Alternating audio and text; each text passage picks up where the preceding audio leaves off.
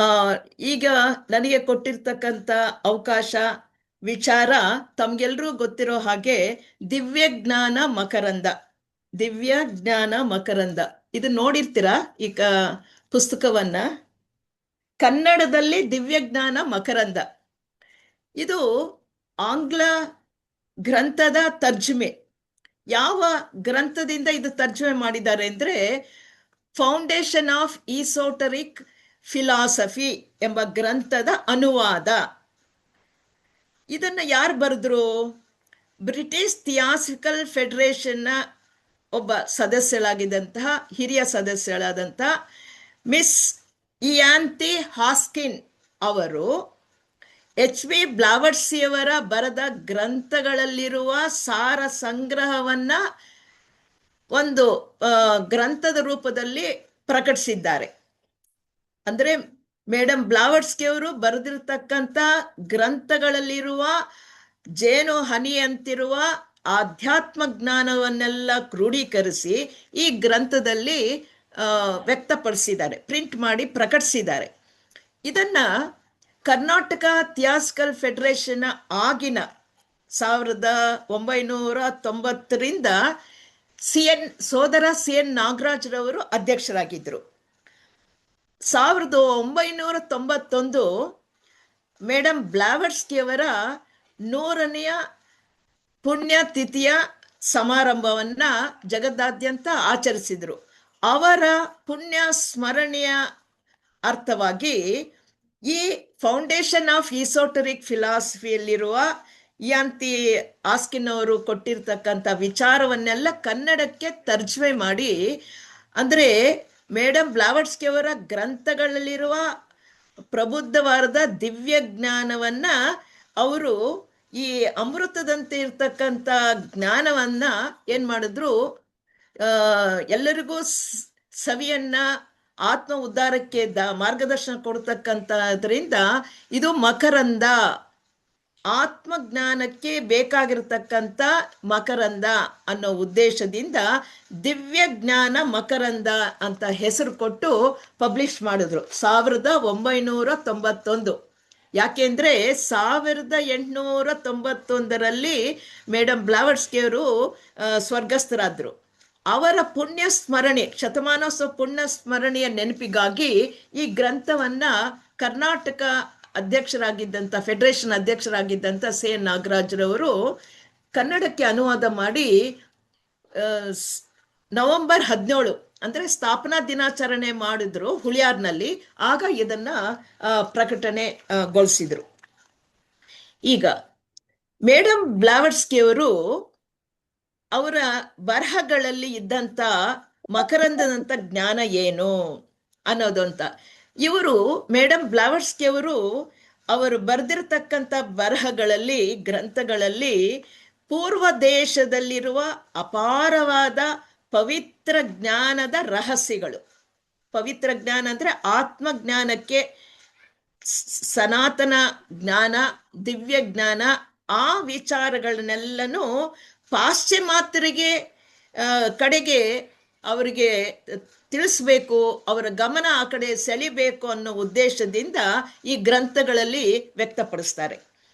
ಈ ಪವಿತ್ರ ಜ್ಞಾನ, ಪೌರ್ಯಾತ್ಯ ದೇಶದಲ್ಲಿದ್ದಂಥ ಪೌರ್ಯಾತ್ಯ ಜ್ಞಾನವನ್ನ ಇವರು ಈ ಪವಿತ್ರ ಜ್ಞಾನವನ್ನ ಅವ್ರು ಹೇಳ್ತಾರೆ ಬಹಳ ಪುರಾತನವಾದದ್ದು, ವಿಶ್ವವ್ಯಾಪಕವಾಗಿರ್ತಕ್ಕಂಥದ್ದು ಅಂತ ಹೇಳಿ ಈ ಜ್ಞಾನವನ್ನ ಹಿಂದಿನ 3ನೇ ಶತಮಾನದಲ್ಲಿ ಆ ಜ್ಞಾನವನ್ನ ಥಿಯಾಸಫಿ ಅಂತ ಅಮ್ಮೋನಿಯಸ್ ಸಕ್ಕಾಸ್ ಅನ್ನೋರು ಈ ಬ್ರಹ್ಮಜ್ಞಾನಕ್ಕೆ ಥಿಯಾಸಫಿ ಅಂತ ಹೆಸರು ಕೊಟ್ಟಿದ್ದಾರೆ. ಆ ಅಭಿಪ್ರಾಯದಿಂದ ಇವರು ಈ ಸನಾತನ ಧರ್ಮವನ್ನ ಪುನಃ ಈ ಜ್ಞಾನ ಈಗ ನಾನು ಬರಿತಿರೋದಲ್ಲ, ಪುನಃ ಜಗತ್ತಿಗೆ ಸಾರುವುದಕ್ಕಾಗಿ ಎಲ್ಲರಿಗೂ, ಇಡೀ ವಿಶ್ವಕ್ಕೆ, ಪಾಶ್ಚಿಮಾತ್ಯರಿಗೆ ಇದರ ಗಂಧ ಗೊತ್ತಿಲ್ಲ, ಅವ್ರಿಗೆ ತಿಳಿಸುವುದಕ್ಕಾಗಿ ನಾನು ಒಬ್ಬ ಚಾನಲ್ ವಾಹಕಗಳಾಗಿ ಕೆಲಸ ಮಾಡ್ತಾ ಇದ್ದೇನೆ ಅಂತ ಅವರು ಅಭಿಪ್ರಾಯ ಪಡ್ತಾರೆ. ಈ ರೀತಿ ಇವರು ತಮ್ಮ ಪಾತ್ರವೇನು ಈ ಬರಹಗಳಲ್ಲಿ ಅನ್ನೋದಕ್ಕೆ ಬಹಳ ಮುಖ್ಯವಾದಂಥ ಗ್ರಂಥ ತಮಗೆಲ್ಲರೂ ಗೊತ್ತಿರೋ ಹಾಗೆ ಸೀಕ್ರೆಟ್ ಡಾಕ್ಟ್ರಿನ್. ಅದು 1888ರಲ್ಲಿ ಬಿಡುಗಡೆ ಆಗತ್ತೆ. ಯಾವುದು? ಸೀಕ್ರೆಟ್ ಡಾಕ್ಟ್ರಿನ್ ಅಂತಂದ್ರೆ ಗುಪ್ತ ಸಿದ್ಧಾಂತ, ಉತ್ಕೃಷ್ಟ ಗ್ರಂಥ. ಇದರಲ್ಲಿ ಉಪೋದ್ಘಾತ ಬರಿತಾ ನನ್ನ ಪಾತ್ರ ಇದರಲ್ಲಿ ಏನು, ನಾನೇನು ಇದನ್ನ ನನ್ನ ರೋಲ್ ಏನು ಅಂತಕ್ಕಂಥದ್ದು ಅವರು ಹೇಳ್ಕೊಂಡಿದ್ದಾರೆ. ಈ ಗ್ರಂಥದಲ್ಲಿ ಹೇಳಿರ್ತಕ್ಕಂಥ ಸತ್ಯಾಂಶಗಳು ದೇವರ ವಾಣಿ ಅಲ್ಲ. ಇದನ್ನ ಈ ಪ್ರಪಂಚಕ್ಕೆ ಮೊಟ್ಟ ಮೊದಲಿಗೆ ಚರಿತ್ರೆಯಲ್ಲಿ ನಾನು ಪ್ರಕಟಪಡಿಸ್ತಿದ್ದೇನೆ. ಆದರೆ ಇದಕ್ಕೆ ಮೊದಲು ಯಾರೂ ಪ್ರಕಟಪಡಿಸುತ್ತಿಲ್ಲ ಅಂತ ನಾನು ಹೇಳ್ತಾ ಇಲ್ಲ. ಹಿಂದೆ ಏಷ್ಯಾ, ಯುರೋಪ್ ಖಂಡದ ಅನೇಕ ಮತಗ್ರಂಥಗಳಲ್ಲಿ ಇವುಗಳನ್ನು ಸಾಂಕೇತಿಕವಾಗಿ, ಅಂದರೆ ಡೈರೆಕ್ಟ್ ಆಗಿ ಹೇಳಿರಲಿಲ್ಲ, ಸಿಂಬಲೈಸ್ ಅಂತ ಆ ಸಂದೇಶವನ್ನ ಹೇಳಲಾಗಿತ್ತು. ಅದು ಆ ಸಿಂಬಲ್ಸ್ ಯಾರು ಗೊತ್ತಿರುತ್ತೋ ಅವ್ರಿಗೆ ಮಾತ್ರ ಅರ್ಥ ಆಗ್ತಿತ್ತು, ಎಲ್ರಿಗೂ ಗೊತ್ತಾಗ್ತಾ ಇರಲಿಲ್ಲ. ಅಂತಹದನ್ನ ನೇರವಾಗಿ ಎಲ್ಲರಿಗೂ ಅರ್ಥವಾಗೋ ರೀತಿ ಈ ಸತ್ಯಾಂಶಗಳನ್ನ ಈ ಗ್ರಂಥದಲ್ಲಿ ಪ್ರಕಟಪಡಿಸಿದ್ದಾರೆ. ಅಂದ್ರೆ ಸಾಂಕೇತಿಕವಾಗಿರ್ತಕ್ಕಂಥ ಜ್ಞಾನವನ್ನ ಈಗ ಇಂಗ್ಲಿಷ್ನಲ್ಲಿ ಅದು ಪ್ರಕಟಪಡಿಸಿದ್ದಾರೆ. ಏನಪ್ಪ ಇದರಲ್ಲಿ ಇರೋದು ಅಂತಂದ್ರೆ, ಇಷ್ಟೇ ಅಲ್ಲ, ಸೀಕ್ರೆಟ್ ಡಾಕ್ಟರ್ನಲ್ಲಿ ಅವರು ಅನೇಕ ಕಡೆ ಓಡಾಡಿ ಅದರಲ್ಲಿರ್ತಕ್ಕಂಥ ಸಾರವನ್ನ ತೆಗೆದುಕೊಂಡು ಎಲ್ಲರಿಗೂ ಎಲ್ಲ ಉಪದೇಶಗಳನ್ನ ಎಲ್ಲೆಲ್ಲಿ ಅಡುಗೆ ಅವ್ರು ಹೇಳಿದಾರೋ ಅದನ್ನೆಲ್ಲನೂ ಸಂಗ್ರಹಿಸಿ ಒಟ್ಟುಗೂಡಿಸಿ ಈ ಗ್ರಂಥದ ರಚನೆಯಲ್ಲಿ ಅವರು ಉಪಯೋಗಿಸಿದ್ದಾರೆ. ಅದನ್ನ ಒಟ್ಟಿಗೆ ತರೋದೇ ನನ್ನ ಮುಖ್ಯ ಉದ್ದೇಶ ಅಂತ ಮೇಡಮ್ ಬ್ಲಾವಟ್ಸ್ಕಿ ಅವರು ಸೀಕ್ರೆಟ್ ಡಾಕ್ಟ್ರಿನ್ ಬರೆಯುವಾಗ ಉಪೋದ್ಘಾತದಲ್ಲಿ ವ್ಯಕ್ತಪಡಿಸಿದ್ದಾರೆ. ಹೀಗೆ ಈ ರೀತಿ ಮಾಡಿದ್ರು ಅನ್ನೋ ವಿಚಾರವನ್ನ ನಮಗೆ ಯಾಂತಿ ಹಾಸ್ಕಿನ್ ರವರು ಅವರ ಬರಹಗಳಲ್ಲಿರ್ತಕ್ಕಂಥ ಪವಿತ್ರ ಜ್ಞಾನವನ್ನ ಸಂಗ್ರಹಿಸಿ ಸಂಪುಟಗಳಾಗಿ ಸಂಗ್ರಹಿಸ್ತಾ ಇದ್ರು. ಹೇಗೆ ಅನ್ನೋದನ್ನ ಮೊದಲನೆಯ ಒಂದು ಗ್ರಂಥ ಇವರು 1877ರಲ್ಲಿ ಮೇಡಮ್ ಬ್ಲಾವಟ್ಸ್ಕಿ ಅವರು ಬರೆದಿದ್ದ ಗ್ರಂಥ ಐಸಿಸ್ ಅನ್ವೇಲ್ಡ್, ಸರಸ್ವತಿ ಉನ್ಮಿಲನ ಅಂತಕ್ಕಂಥದ್ದು. ನಂತರ 11 ವರ್ಷಕ್ಕೆ 1888ಕ್ಕೆ ಸೀಕ್ರೆಟ್ ಡಾಕ್ಟ್ರಿನ್ ಅನ್ನುವ 2 ಸಂಪುಟಗಳಲ್ಲಿ ಪ್ರಕಟಪಡಿಸ್ತಾರೆ. 1889ಕ್ಕೆ ಇನ್ನು 1 ವರ್ಷಕ್ಕೆ ಮೌನವಾಣಿ, ವಾಯ್ಸ್ ಆಫ್ ಸೈಲೆನ್ಸ್ ಅನ್ನು ಕೂಡ ಪ್ರಕಟಿಸ್ತಾರೆ.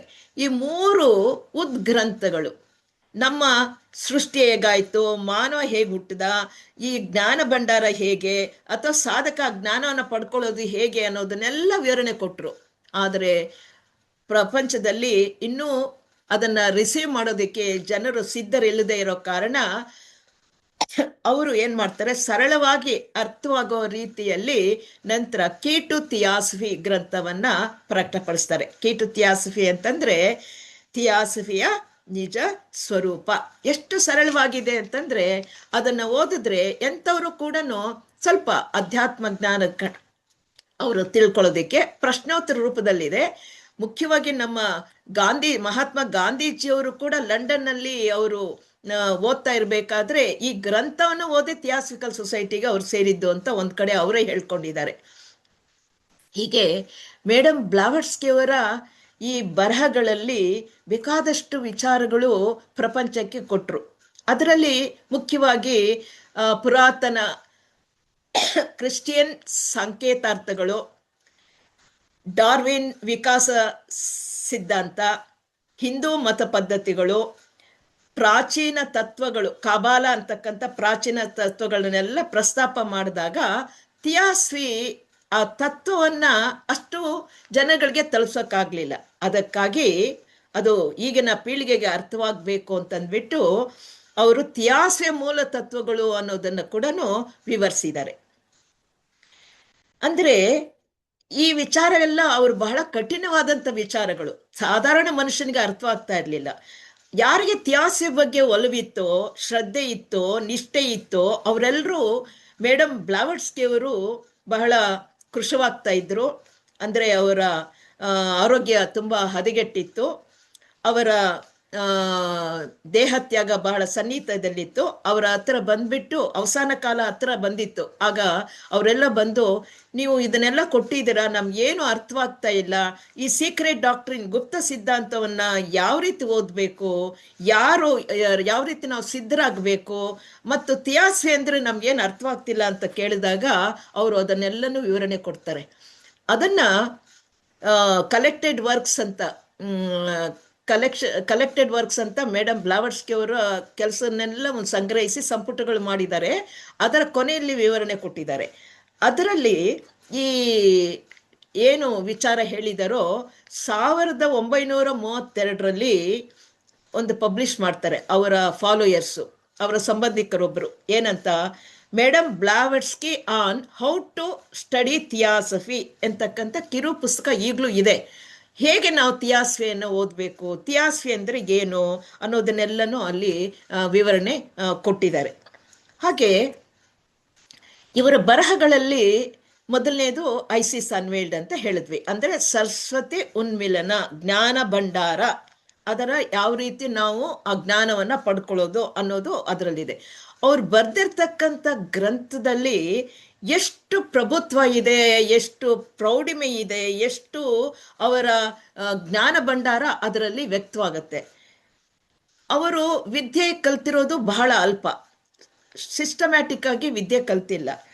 ಹಾಗೂ ಅವರು 18 ವರ್ಷಕ್ಕೆ ಮದುವೆ ಆದಮೇಲೆ ದೇಶ ಪರ್ಯಟನೆ ಮಾಡ್ತಾ ಅಲ್ಲಲ್ಲಿ ಇದು ಜ್ಞಾನಕ್ಕಾಗಿ ಅಲ್ದಾಡ್ತಾ ಇರಬೇಕಾದ್ರೆ ಅವರಿಗೆ ಸಮಯವೇ ಇರ್ತಾ ಇರಲಿಲ್ಲ, ಯಾವಾಗಲೂ ಟ್ರಾವೆಲ್ ಮಾಡ್ತಾ ಇದ್ರು. ಅವ್ರ ಹತ್ರ ಇದ್ದಂಥ ಗ್ರಂಥಗಳು ಬಹಳ ಕಡಿಮೆ, ಒಂದು 2 ಡಜನ್ ಪುಸ್ತಕಗಳಿದ್ರೆ ಹೆಚ್ಚೆಚ್ಚು.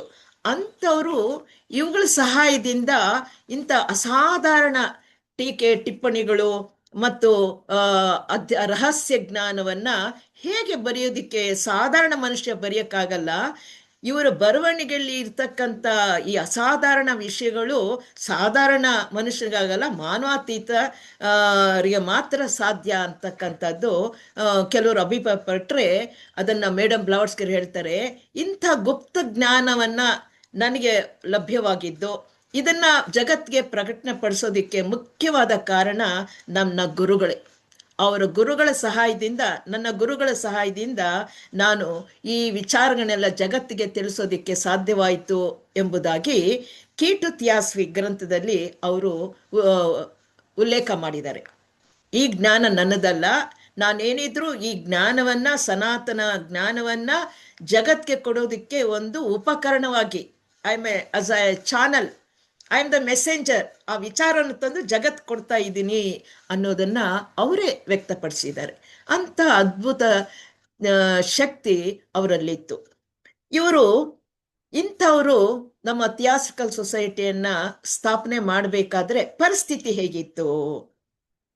ಆಗಿನ ಕಾಲದಲ್ಲಿ ಬೇಕಾದಷ್ಟು ಮತಗಳು ಹುಟ್ಕೊಂಡಿದ್ವು.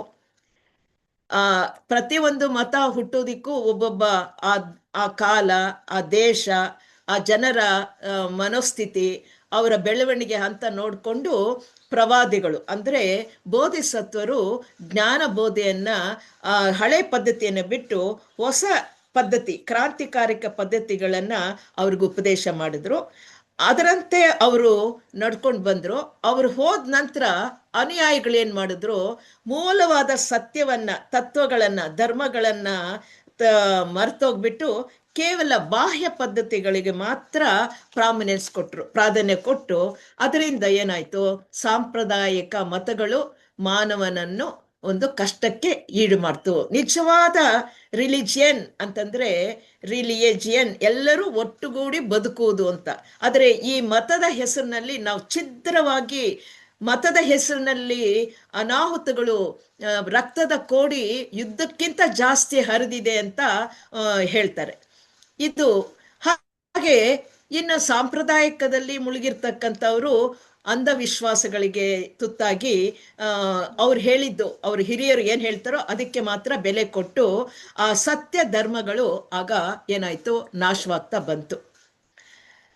ನಾವು ಎಷ್ಟೋ ಶತಮಾನಗಳಿಂದ ಸತ್ಯ ಧರ್ಮ ನಾಶವಾಗಿರೋ ಈ ಕಲಿಯುಗದಲ್ಲಿ ಕಾಣ್ತೀವಿ. ಈಗ ನಿಜವಾಗ್ಲೂ ಧರ್ಮ ಉಳಿಬೇಕಾದ್ರೆ, ಸತ್ಯ ಬರಬೇಕಾದ್ರೆ ಎಲ್ಲರಿಗೂ, ಎಲ್ಲ ಮಾನವರಿಗೂ ಬೇಕಾಗಿರ್ತಕ್ಕಂಥದ್ದು ವಿಸ್ಡಮ್ ರಿಲಿಜಿಯನ್, ಮತಗಳಲ್ಲ, ವಿಚಾರಶೀಲ ಮತಧರ್ಮ ಬೇಕು. ಈ ವಿಚಾರಶೀಲ ಎಲ್ಲರೂ ವಿವೇಕದಿಂದ ವಿಚಾರ ಮಾಡಿ ಸನ್ಮಾರ್ಗದಲ್ಲಿ ಹೋಗಬೇಕಾದ್ರೆ ಮೂಢನಂಬಿಕೆಯಿಂದ ಆಗಬಾರದು, ಅಥವಾ ವೈಜ್ಞಾನಿಕವಾಗಿ ಹೇಳ್ತಕ್ಕಂಥ ಸೀಮಿತ ಜ್ಞಾನದಿಂದ ಸಾಧ್ಯ ಇಲ್ಲ. ಯಾವುದು ಸತ್ಯ, ಯಾವುದು ಧರ್ಮ, ನಮ್ಮ ಅಂತಕ್ಕಂಥ ವಿಚಾರಶೀಲತೆ ಬೆಳಿಬೇಕಾಗ ಸನ್ನಿವೇಶ ಬಂದಾಗ, ಆಗ ಪರಿಸ್ಥಿತಿ 19ನೇ ಶತಮಾನದಲ್ಲಿದ್ದಿದ್ದು ಈ ಒಂದು ಪದ್ಧತಿ ಏನಾಗಿತ್ತು. 19ನೇ ಶತಮಾನದಲ್ಲಿ ನಿರೀಶ್ವರವಾದ ಭೌತಿಕವಾದಿಗಳು, ಮೆಟೀರಿಯಲಿಸ್ಟಿಕ್, ಏನು ಕಣ್ಣಿಗೆ ಕಾಣುತ್ತೋ ಅದೇ ನಾವು ನಂಬ್ತೀವಿ, ಕಾಣ್ದೇ ಇರೋದನ್ನ ನಂಬಲ್ಲ ಅಂತ. ಅಂದ್ರೆ ಯಾವುದು ವಿಜ್ಞಾನ ಆಗ್ತಾನೆ ಬೆಳಕಿಗೆ ಬಂದಿತ್ತು, ಇನ್ನು ಶೈಶಾವಸ್ಥೆಯಲ್ಲಿತ್ತು, ಅದು ಪ್ರೌಢಿಮೆಯಾಗಿ ಬೆಳೆದಿರಲಿಲ್ಲ, ಎಲ್ಲ ವಿಚಾರಗಳನ್ನು ಜಗತ್ತಿಗೆ ಸಾರುವ ಸ್ಥಿತಿಯಲ್ಲಿ ಇರಲಿಲ್ಲ, ಈಗಲೂ ಇಲ್ಲ. ಅಂಥ ಒಂದು ಸ್ಥಿತಿಯಲ್ಲಿ ಏನಾಯಿತು, ಮೆಟೀರಿಯಲಿಸ್ಟಿಕ್ ಅಂದರೆ ಭೌತ ವಾದಗಳು ಅದಕ್ಕಾಗಿ ಮಾರು ಹೋಗಿ, ಪರ್ಟಿಕ್ಯುಲರ್ಲಿ ಪಾಶ್ಚಿಮಾತ್ಯರು ಮತ ಧರ್ಮಗಳಿಂದ ದೂರ ಉಳ್ಕೊಂಡ್ರು. ಏನು ಕಾಣುತ್ತೋ ಅಷ್ಟು ಮಾತ್ರ ನಂಬ್ತೀವಿ ಅಂತಕ್ಕಂಥದ್ದು. ಆ ಕಾಲದಲ್ಲೇ ಡಾರ್ವಿನ್ ಸಿದ್ಧಾಂತವೂ ಬಂದಿದ್ದು.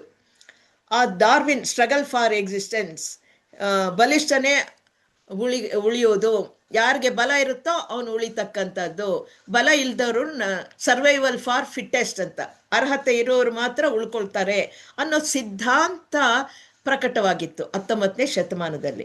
ಇನ್ನು ನಮ್ಮ ಕಡೆ ಬಂದರೆ, ಪೌರ್ವಾತ್ಯ ಏಷ್ಯಾ ಖಂಡ ಈ ಕಡೆ ಬಂದರೆ, ಪೂಜಾರಿಗಳು, ಪಾದ್ರಿಗಳು, ಅವರು ಹಿರಿಯರು ಏನು ಹೇಳ್ತಾರೋ ಅದನ್ನು ವಿಚಾರ ಮಾಡದೆ ಮೌಢ್ಯವಾಗಿ ಅನುಸರಿಸ್ತಕ್ಕಂಥದ್ದು ಇಂತು.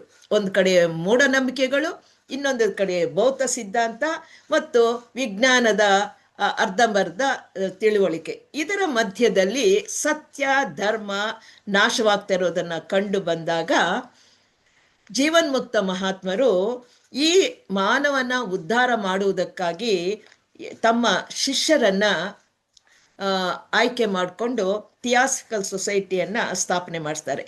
ಮುಖ್ಯವಾಗಿ ಈ ದಿವ್ಯಜ್ಞಾನ ಮಕರಂದಲ್ಲಿ ಹೇಳಿರ್ತಕ್ಕಂಥ ಮೇಡಮ್ ಬ್ಲಾವರ್ಸ್ಕಿ ಅವರು ರಷ್ಯಾ ದೇಶದ ಪ್ರತಿಭಾವಂತ ಮಹಿಳೆ. ಇವರು ಉತ್ತರ ಅಮೆರಿಕಾದ ಕರ್ನಲ್ ಆಲ್ಕಾಟ್ರು, ಇವರಿಬ್ಬರನ್ನು ಒಂದುಗೂಡಿಸಿ ನವೆಂಬರ್ 17, 1875 ಥಿಯಾಸಫಿಕಲ್ ಸೊಸೈಟಿಯನ್ನು ಸ್ಥಾಪನೆ ಮಾಡಿಸಿದ್ರು. ಅಂದರೆ ಪರಿಸ್ಥಿತಿ ಹೇಗಿತ್ತು, ಬಹಳ ಜನಗಳಲ್ಲಿ ಗೊಂದಲ ಏರ್ಪಟ್ಟಿತ್ತು. ಮನುಕುಲ ಮತಗಳ ಹೆಸರಿನಲ್ಲಿ ಸಂದಿಗ್ಧ ಪರಿಸ್ಥಿತಿಯಲ್ಲಿದ್ದು ಹೋರಾಟಗಳು, ಜಗಳಗಳು, ರಕ್ತಪಾತಗಳು ನಡೀತಾ ಇತ್ತು. ಇವರನ್ನೆಲ್ಲ ಒಂದು ಸ್ಥಿತಿಗೆ ತರಬೇಕಾದ್ರೆ ಎಲ್ಲರನ್ನೂ ಒಗ್ಗೂಡಿಸ್ತಕ್ಕಂಥ ಒಂದು ಸಂಸ್ಥೆ ಬೇಕು ಅಂತಂದ್ಬಿಟ್ಟು ಥಿಯಾಸಫಿಕಲ್ ಸೊಸೈಟಿಯನ್ನು ಸ್ಥಾಪಿಸಿ ಅದರ ಮುಖಾಂತರ ಥಿಯಾಸಫಿಯನ್ನು ಬೆಳಕಿಗೆ ತಂದರು. ಥಿಯಾಸಫಿ ಅಂತಕ್ಕಂಥ ಪದ ಇದು ನಾನು ಆಗಲೇ ಹೇಳಿದೆ 3ನೇ ಶತಮಾನದಲ್ಲೇ, ಇದು 19ನೇ ಶತಮಾನದಲ್ಲಿ ಮೇಡಮ್ ಬ್ಲಾವರ್ಸ್ಕಿ ಅವರು ಥಿಯಾಸಫಿಕಲ್ ಸೊಸೈಟಿನ ಸ್ಥಾಪಿಸಿದ್ದು. ಅದರ ಮುಖಾಂತರ ಥಿಯಾಸಫಿ ಜ್ಞಾನವನ್ನು ಜಗತ್ತಿಗೆ ಸಾರಿದ್ರು. ಈ ಥಿಯಾಸಫಿ ಅನ್ನೋ ಪದ ಹೊಸದೇನಲ್ಲ. ಇದು ಏನು ಜ್ಞಾನ ಇದೆಯೋ ಆತ್ಮಜ್ಞಾನ, ಅದನ್ನ ಥಿಯಾಸಫಿ ಅಂತಂದ್ಬಿಟ್ಟು 3ನೇ ಶತಮಾನದಲ್ಲಿ ಅಮೋನಿಯಸ್ ಸಕಾಸ್ ಇದನ್ನ ಬ್ರಹ್ಮಜ್ಞಾನಕ್ಕೆ ಥಿಯಾಸಫಿ ಅಂತ ಕೂಡ ಅವರು ಬಳಸಿದ್ರು. ಅದನ್ನ ಇವರು ಆಯ್ಕೆ ಮಾಡಿಕೊಂಡು ಹೇಳಿದ್ರು. ಹಾಗಾದ್ರೆ ಥಿಯಾಸಫಿ ಏನ್ ಕೊಡುತ್ತೆ, ಥಿಯಾಸಫಿ ಬಗ್ಗೆ ಸ್ವಲ್ಪ ತಿಳ್ಕೊಳ್ಳೋಣ. ಈಗ ಮಾನವ ಕೋಟಿ ಯಾವ ರೀತಿ ಇದೆ, ಎಲ್ಲ ಸಂದಿಗ್ಧ ಒಂದು ಗೊಂದಲ ಸ್ಥಿತಿಯಲ್ಲಿದೆ. ಮತಗಳ ಹೆಸರಿನಲ್ಲಿ, ಸಂಪ್ರದಾಯದ ಹೆಸರಿನಲ್ಲಿ ಅದಕ್ಕೆ ಅಂಟ್ಕೊಂಡಿದ್ದಾರೆ, ಸಾರ ಬಿಟ್ಟು ಟೊಳ್ಳನ್ನು ಹಿಡ್ಕೊಂಡಿದ್ದಾರೆ. ಈ ಅವರ ಮನೋಭಿಪ್ರಾಯಗಳನ್ನು ತೊಳೆದು ಮೌಲ್ಯಗಳನ್ನು ಉತ್ಕರಿಸಿ ಮತ ಪದ್ಧತಿಗಳಲ್ಲಿರುವ ನಿಸ್ಸಾರವಾದ ಟೊಳ್ಳನ್ನೆಲ್ಲ ಬೇರ್ಪಡಿಸಿ ಹೇಳ್ತಕ್ಕಂಥ ಜ್ಞಾನನೇ ಆತ್ಮಜ್ಞಾನದ ಬೆಳಕೆ ಥಿಯಾಸಫಿ. ಥಿಯಾಸಫಿ ನಮ್ಗೇನು ಹೇಳುತ್ತೆ, ನಾವು ಏನು ಸಂಪ್ರದಾಯಗಳಲ್ಲಿ ಮತ ಪದ್ಧತಿಗಳಲ್ಲಿ ಮಾಡ್ತಾ ಇದ್ವೋ ಅದು ಸಾರ ಇಲ್ಲ. ನಿಜವಾದ ತತ್ವ ಜ್ಞಾನ ಏನು, ಮೌಲ್ಯ ಏನು, ಮಾನವ ಮೌಲ್ಯ ಏನು ಅಂತ ನಮ್ಮ ಮನಸ್ಸನ್ನ ಬದಲಾಯಿಸ್ತಕ್ಕಂಥ ಶಕ್ತಿ ನಮ್ಮ ಥಿಯಾಸಫಿಗೆ ಇದೆ. ಅಂಥ ಜ್ಞಾನವನ್ನೇ ಬೆಳಕು ಕೊಡ್ತಕ್ಕಂಥದ್ದೇ ಥಿಯಾಸಫಿ. ಹಾಗೆ ಈ ಜಗತ್ತು, ಬ್ರಹ್ಮಾಂಡಗಳು, ಗ್ಯಾಲಕ್ಸೀಸು, ಪಿಂಡಾಂಡಗಳು, ಅದು ಯಾವ ರೀತಿ ಹುಟ್ಟಿದೆ, ಅದು ಉತ್ಪತ್ತಿ ಆಗಿರ್ತಕ್ಕಂಥ ವಿಧಾನ, ಜೀವನದ ಈ ಭೂಮಿ ಮೇಲೆ ಬಂದ್ಮೇಲೆ ನಮ್ಮ ಜೀವನದ ಉದ್ದೇಶ ಏನು, ಕಣ್ಣಿಗೆ ಕಾಣಿಸ್ದೇ ಇರತಕ್ಕಂಥ ಸೂಕ್ಷ್ಮ ಲೋಕಗಳು, ಆ ಲೋಕಗಳು ಯಾವ ರೀತಿ ನಿರ್ಮಾಣವಾಗಿದೆ, ದೇವರ ಅಂದ್ರೆ ಏನು ಕಲ್ಪನೆ, ಕರ್ಮ ನಿಯಮ, ಪುನರ್ಜನ್ಮ, ಈ ಸಿದ್ಧಾಂತಗಳು, ನಮ್ಗೆ ಯಾಕೆ ಕಷ್ಟ ಬರ್ತಾ ಇದೆ, ನೋವು ಯಾಕೆ, ಯಾತನೆಗಳು ಯಾಕೆ, ಇದಕ್ಕೆ ಕಾರಣ ಏನು, ಇದೆಲ್ಲ ನಮ್ಮ ಹಣೆ ಬರಹ ಅನ್ಕೊಳ್ಳೋದ, ಇದೆಲ್ಲದಕ್ಕೂ ಮುಖ್ಯವಾಗಿ ನಾನು ಈಗಿದ್ದೀನಿ, ಸತ್ತ ನಂತರ ಮತ್ತೆ ಎಲ್ಲಿ ಹೋಗ್ತೀನಿ, ಮತ್ತೆ ನನಗೆ ನನ್ನ ಮರಣದ ನಂತರ ನಾನು ಉಳ್ಕೊಳ್ತೀನ ಅನ್ನೋ ಎಲ್ಲ ಸಂಬಂಧಗಳ ಪ್ರಶ್ನೆಗಳಿಗೂ ತರ್ಕಬದ್ಧವಾಗಿ ಪರಿಹಾರ ಕೊಡ್ತಕ್ಕಂಥ ಸಾಮರ್ಥ್ಯ ಈ ದಿವ್ಯ ಜ್ಞಾನಕ್ಕೆ ಮಾತ್ರ ಇದೆ. ಅದೇ ಥಿಯಾಸಫಿ. ಥಿಯಾಸಫಿಯನ್ನು ತಿಳ್ಕೊಂಡ್ರೆ ಈ ಜಗತ್ತು ಹೇಗೆ ಸೃಷ್ಟಿಯಾಯಿತು, ನಾನು ಯಾಕೆ ಕಷ್ಟಪಡ್ತಾ ಇದ್ದೀನಿ, ನನ್ನ ಕರ್ಮ ಏನು, ನಾನೀಗ ಸತ್ ಮೇಲೆ ಮತ್ತೆ ಹುಡ್ತೀನೋ ಇಲ್ವೋ, ಇವನ್ನೆಲ್ಲ ವಿವರಣೆ, ನಮ್ಮ ಸಮಸ್ಯೆಗಳಿಗೆಲ್ಲ ಪರಿಹಾರ ನೀಡ್ತಕ್ಕಂಥದ್ದು ಈ ದಿವ್ಯ ಜ್ಞಾನವಾದಂಥ ಥಿಯಾಸಫಿ. ಹಾಗೆ ಇದರಲ್ಲಿ ನಾವು ಥಿಯಾಸಫಿ ಕಡೆ ಹೋದ್ರೆ ಮತ್ತೇನು ಉಪಯೋಗ ಆಗತ್ತೆ, ನಾವೆಲ್ಲರೂ ಲೌಕಿಕದಲ್ಲಿದ್ದೀವಿ, ಪ್ರವೃತ್ತಿ ಮಾರ್ಗದಲ್ಲಿದ್ದೀವಿ. ಈ ಪ್ರವೃತ್ತಿ ಮಾರ್ಗದಿಂದ ನಿವೃತ್ತಿ ಮಾರ್ಗಕ್ಕೆ ನಾವು ಬದಲಾವಣೆ ಆಗಬೇಕು. ಈ ಕಾಲಚಕ್ರ ಅಂದ್ರೆ ಹುಟ್ಟು ಸಾವು ಅಥವಾ ಜನನ ಮರಣ, ಇದರಲ್ಲಿ ಸಿಕ್ಕಾಕೊಂಡು ಈ ಪ್ರವೃತ್ತಿಯಲ್ಲೇ ಸಾಕ್ತಾ ಇರ್ತಕ್ಕಂಥವರು ಈ ಹುಟ್ಟು ಸಾವನಿಂದ ನಿವೃತ್ತಿಯಾಗಿ ಕೊನೆಗೆ ಮಾನವ ದೇವ ಮಾನವನಾಗಬೇಕು ಅಂತಕ್ಕಂಥ ಆಗ್ತೀವಿ. ನಾವು ಈಗ ಮಾನವರಾಗಿದ್ದೀವಿ. ಈ ಆತ್ಮಜ್ಞಾನವನ್ನ ನಾನು ಏನು ಅಂತ ತಿಳ್ಕೊಂಡಾಗ ನಾವು ಮನುಷ್ಯರಾಗಿರೋರು ದಿವ್ಯ ಮಾನವರಾಗ್ತೀವಿ. ಇಂಥ ಪವಿತ್ರ ಜ್ಞಾನವನ್ನ ಕೊಡ್ತಕ್ಕಂಥದ್ದೇ ಥಿಯಾಸಫಿ. ಬರೀ ಸಿದ್ಧಾಂತ ಹೇಳೋದಲ್ಲ ಇದು. ಬರೀ ಇದನ್ನ ಏನ್ ಹೇಳ್ತಾರೋ ಈ ರೀತಿ ನಾವು ದಿವ್ಯ ಮಾನವರಾಗಬೇಕಾದ್ರೆ ಈ ಜ್ಞಾನ ನಮ್ಗೇನು ಹೊಡುತ್ತೋ ಕೇಳೋದೊಂದೇ ಅಲ್ಲ, ಬರೀ ವಿಚಾರ ತಿಳ್ಕೊಂಡ್ರೆ ಆಗಲ್ಲ, ಅದನ್ನೇನು ನಾವು ಅನುಷ್ಠಾನ ಮಾಡಬೇಕು. ಯಾವ ರೀತಿ ಅನುಷ್ಠಾನ ಮಾಡಬೇಕು ಅಂತಕ್ಕಂಥ ಮಾರ್ಗದರ್ಶನ ನಮಗೆ ಸ್ಪಷ್ಟವಾದ ತಿಳುವಳಿಕೆ ಕೊಡ್ತಕ್ಕಂಥದ್ದೇ ಥಿಯಾಸಫಿ. ಹೀಗೆ ಎಲ್ಲ ದೇಶದ ಮಾನವರಿಗೂ ಎಲ್ಲ ಸಂದರ್ಭಗಳಿಗೂ ಅನ್ವಯಿಸ್ತಕ್ಕಂಥ ಒಂದು ವಿಶ್ವವ್ಯಾಪಿ ಆಗಿರ್ತಕ್ಕಂಥ ಧರ್ಮ, ಎಲ್ಲರಿಗೂ ಅನ್ವಯಿಸ್ತಕ್ಕಂಥದ್ದು ನೋಡಿ. ಅದಕ್ಕೆ ಹೇಳ್ತಾರೆ ಇನ್ನು ಮುಂದೆ theosophy is the corner stone for the future religion. ಮುಂದೆ 6ನೇ ಮಹಾಂಶದಲ್ಲಿ ಮತ ಅಂದ್ರೆ ಥಿಯಾಸಫಿನೇ. ಎಲ್ಲ ಧರ್ಮಗಳಿಗೂ ನಿಜವಾದ ಸತ್ಯ ಏನು ಅಂತಕ್ಕಂಥ ಹೇಳೋದು ಎಲ್ರಿಗೂ ಅನ್ವಯವಾಗ್ತದೆ, ಎಲ್ಲರಿಗೂ ಪ್ರಿಯವಾಗ್ತಕ್ಕಂಥ ಧರ್ಮ ಥಿಯಾಸಫಿ. ಇದನ್ನ ಮೇಡಮ್ ಬ್ಲಾವಟ್ಸ್ಕಿ ಅವರು ಮಾನವ ಕೋಟಿಗೆ ಕೊಟ್ಟಂತ ಅತ್ಯಮೂಲ್ಯವಾದಂಥ ಕೊಡುಗೆ. ಈ ಜ್ಞಾನವನ್ನ ಮಹಾತಾಯೆ ತಮ್ಮ ಬರಹಗಳಲ್ಲಿ ಎಲ್ಲೆಲ್ಲಿದೆಯೋ ಅದನ್ನೆಲ್ಲ ಹುಡುಕಿ ನಮಗೆ ಕೊಟ್ಟಿದ್ದಾರೆ. ಇವರ ಸಂದೇಶ ಏನಪ್ಪ ಅಂತಂದ್ರೆ, ಪ್ರತಿ ಜೀವನದ ಧ್ಯೇಯವೇ ಈ ವಿಚಾರಶೀಲ ಧರ್ಮದ ಪ್ರಚಾರ. ಅವರ ಉದ್ದೇಶ ಇಂಥ ವಿಚಾರಯುಕ್ತವಾದಂಥ ಮನುಷ್ಯ ದೇವಮಾನವನಾಗಬೇಕು, ಅದು ಥಿಯಾಸಫಿ ಕೊಡುತ್ತೆ ಅಂತಕ್ಕಂಥ ಸಾರುವುದೇ ಇವರ ಉದ್ದೇಶವಾಗಿತ್ತು. ಹೀಗೆ ಮೇಡಮ್ ಬ್ಲಾವಟ್ಸ್ಕಿ ಅವರು ಮಾನವನ ಕಲ್ಯಾಣಕ್ಕಾಗಿ ಮಾಡಿದ ಸೇವೆ, ಸಾಧನೆ ಬಹಳ ಅಮೂಲ್ಯವಾದದ್ದು. ಅವರಲ್ಲಿ ಇದನ್ನೆಲ್ಲ ಅಂತರ್ಗತವಾಗಿರ್ತಕ್ಕಂಥ ಪರಿವರ್ತನೆಗೆ ಪ್ರೇರಣೆಯನ್ನುಂಟು ಮಾಡಿ ಮಾನವನಲ್ಲಿ ಹೊಸತನವನ್ನು ಮೂಡಿಸಲು ಈಕೆಯ ಪ್ರಯತ್ನ ಅದ್ವಿತೀಯ. ಇವರ ವಿಚಾರಧಾರೆಯನ್ನ, ಇವರು ಕೊಟ್ಟಿರೋ ಸಂದೇಶಗಳನ್ನ ಇವನ್ನೆಲ್ಲ ನಾವು ಅರ್ಥ ಮಾಡ್ಕೊಂಡು ಅನುಷ್ಠಾನ ಮಾಡಿದ್ರೆ ಖಂಡಿತವಾಗ್ಲೂ ನಮ್ಮಲ್ಲಿ ಒಂದು ಹೊಸ ತನ ನಮ್ಮಲ್ಲಿ ಉಂಟಾಗ್ತದೆ. ಅದರಿಂದ ಈಕೆಯನ್ನ ನವಯುಗ ಧರ್ಮ ಸಂಸ್ಥಾಪಕಳು, ಮಾನವ ಕುಲವನ್ನೇ ಹೊಸ ಧರ್ಮದ ಕಡೆಗೆ ಹೋಗುವುದಕ್ಕಾಗಿ ಅವರು ಪ್ರಯತ್ನ ಪಟ್ಟಿದ್ದಾರೆ ಅಂತ ಧೀಮಂತ ಅದ್ವಿತೀಯ ವ್ಯಕ್ತಿತ್ವ ಹೊಂದಿದವರು ಮೇಡಮ್ ಬ್ಲಾವಟ್ಸ್ಕಿ. ಹೀಗೆ ಇವರು ಇನ್ನೂ ಏನ್ ಮಾಡಿದ್ರು, ಈ ಜ್ಞಾನ ಎಲ್ಲಿಂದ ಬಂತವ್ರಿಗೆ, ಅವರು ಎಲ್ಲೆಲ್ಲಿ ಹರಡಿ ಹೋಗಿತ್ತೋ ಅಲ್ಲೆಲ್ಲ ಪ್ರಪಂಚಾದ್ಯಂತ ಪರ್ಯಟನ ಮಾಡಿ ಎಲ್ಲೆಲ್ಲಿ ಆ ಜ್ಞಾನವನ್ನ ಆ ಸಿಕ್ಕಾಕೊಂಡಿತ್ತೋ ಅದನ್ನೆಲ್ಲ ತೆಗೆದುಕೊಂಡು ಬಂದು ತಮ್ಮ ಗ್ರಂಥಗಳಲ್ಲಿ ಪ್ರಕಟಪಡಿಸಿದ್ದಾರೆ. ಟಿಬೇಟ್ಗೆ ಹೋದ್ರು. ಆಮೇಲೆ ಎಂತ ಅದ್ಭುತವಾದಂತ, ಈಗ ಸೀಕ್ರೆಟ್ ಡಾಕ್ಟ್ರಿನ್ ತೆಗೆದುಕೊಂಡ್ರು ಕೂಡ ಅದು ತಾಳೆಗರಿಗಳಲ್ಲಿ ಇರ್ತಕ್ಕಂಥ ಕವನಗಳನ್ನ ಅಧ್ಯಯನ ಮಾಡಿ ಅವುಗಳನ್ನ ವಿಶ್ಲೇಷಿಸಿ ನಮಗೆ ಸೀಕ್ರೆಟ್ ಡಾಕ್ಟ್ರಿನ್ ಬರ್ಕೊಟ್ರು. ಹಾಗೆ ಐಸಿಸ್ ಅನ್ವೇಳ್ರು, ಅದು ಪುರಾತನ ಗ್ರಂಥದಿಂದ ತೆಗೆದುಕೊಂಡು ನಮ್ಗೆ ಜ್ಞಾನ ಕೊಟ್ರು.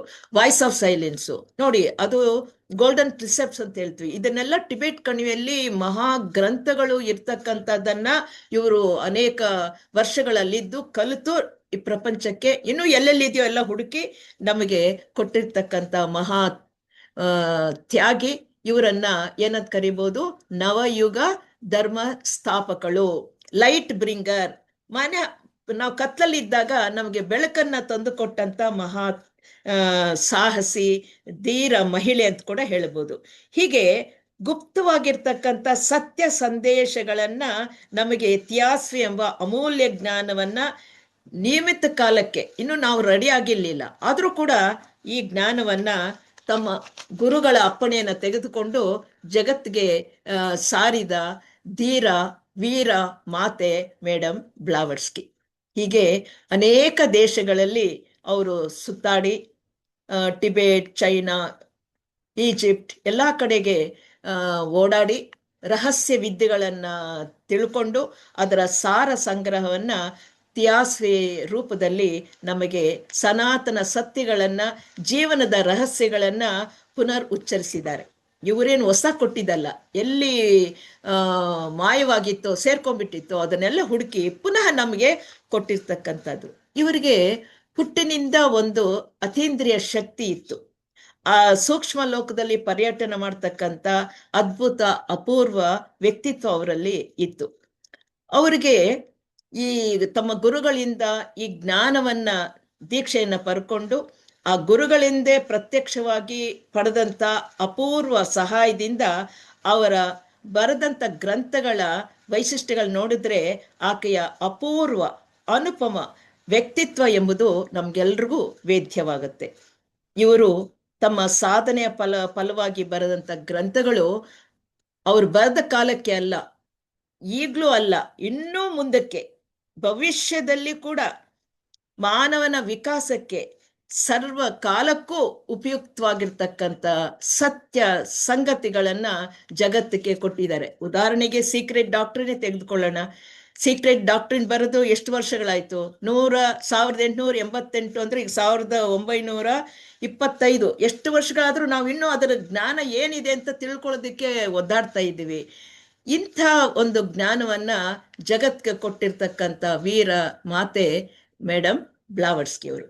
ಈಗ ಅವರು, ನಾವು ಸೀಕ್ರೆಟ್ ಡಾಕ್ಟ್ರಿನ್ ಬಹಳ ಮೇರು ಗ್ರಂಥ, ಪವಿತ್ರ ಗ್ರಂಥ ಅಂತ ಹೇಳ್ತೀವಲ್ಲ, ಇದರಲ್ಲಿ ಏನ್ ಹೇಳಿದ್ದಾರೆ? ಈ ಗ್ರಂಥದಲ್ಲಿ ತಿಳ್ಕೊಳ್ಳೋದ್ರಿಂದ ನಮ್ಮನ್ನ ಏನು ಉಪಯೋಗ ಅಂತ ಪ್ರಶ್ನೆ ಕೇಳ್ತಾರೆ. ಇದರಲ್ಲಿರ್ತಕ್ಕಂಥ ವಿಚಾರಗಳನ್ನ ಸಾಧಕ ತಿಳ್ಕೊಂಡ್ರೆ ಸತ್ಯದ ಕಡೆಗೆ ಹೋಗೋದಿಕ್ಕೆ ಇದು ಸಹಾಯ ಮಾಡುತ್ತೆ. ಈ ಸತ್ಯವನ್ನ, ಈ ಗ್ರಂಥವನ್ನ ನಾವು ಸರಿಯಾಗಿ ಅರ್ಥ ಮಾಡ್ಕೊಳ್ಬೇಕಾದ್ರೆ ಮೇಡಮ್ ಬ್ಲಾವಟ್ಸ್ಕಿ ಅವರು ಹೇಳ್ತಾರೆ, 4 ಮೂಲಭೂತ ಅಭಿಪ್ರಾಯಗಳನ್ನ ನೀವು ತಿಳ್ಕೊಳ್ಬೇಕು. ಅದು ಯಾವಾಗ್ಲೂ ಮನಸ್ಸಿನಲ್ಲಿ ಇಟ್ಕೊಳ್ಬೇಕು. ಅದಿದ್ರೆ ನೀವು ಸೀಕ್ರೆಟ್ ಡಾಕ್ಟ್ರಿನ್ ಓದಿದ್ರೆ ಅರ್ಥವಾಗುತ್ತೆ ಅಂತಂದ್ಬಿಟ್ಟು ಇಯಾನ್ ಹಾಸ್ಕಿನ್ ರವರು ಹೇಳ್ತಾ ಇದ್ದಾರೆ. ಅಂದ್ರೆ ಈ ಸೀಕ್ರೆಟ್ ಡಾಕ್ಟ್ರಿನ್ ಓದ್ಬೇಕಾದ್ರೆ ನಮ್ಮ ಮನಸ್ಸಿನ ಹಿನ್ನೆಲೆಯಲ್ಲಿ 4 ಅಭಿಪ್ರಾಯಗಳಿರ್ಬೇಕು. ಏನದು? ಅದಿದ್ರೇನೆ ನಮಗೆ ಅದು ಚೆನ್ನಾಗಿ ಅರ್ಥವಾಗೋದು. ಇಲ್ಲ ಅಂದ್ರೆ ಏನಪ್ಪ ಇದು ತಲೆಗೆ ಹೋಗಲ್ಲ ಅಂತ ಅನ್ಸ್ಬಿಡುತ್ತೆ.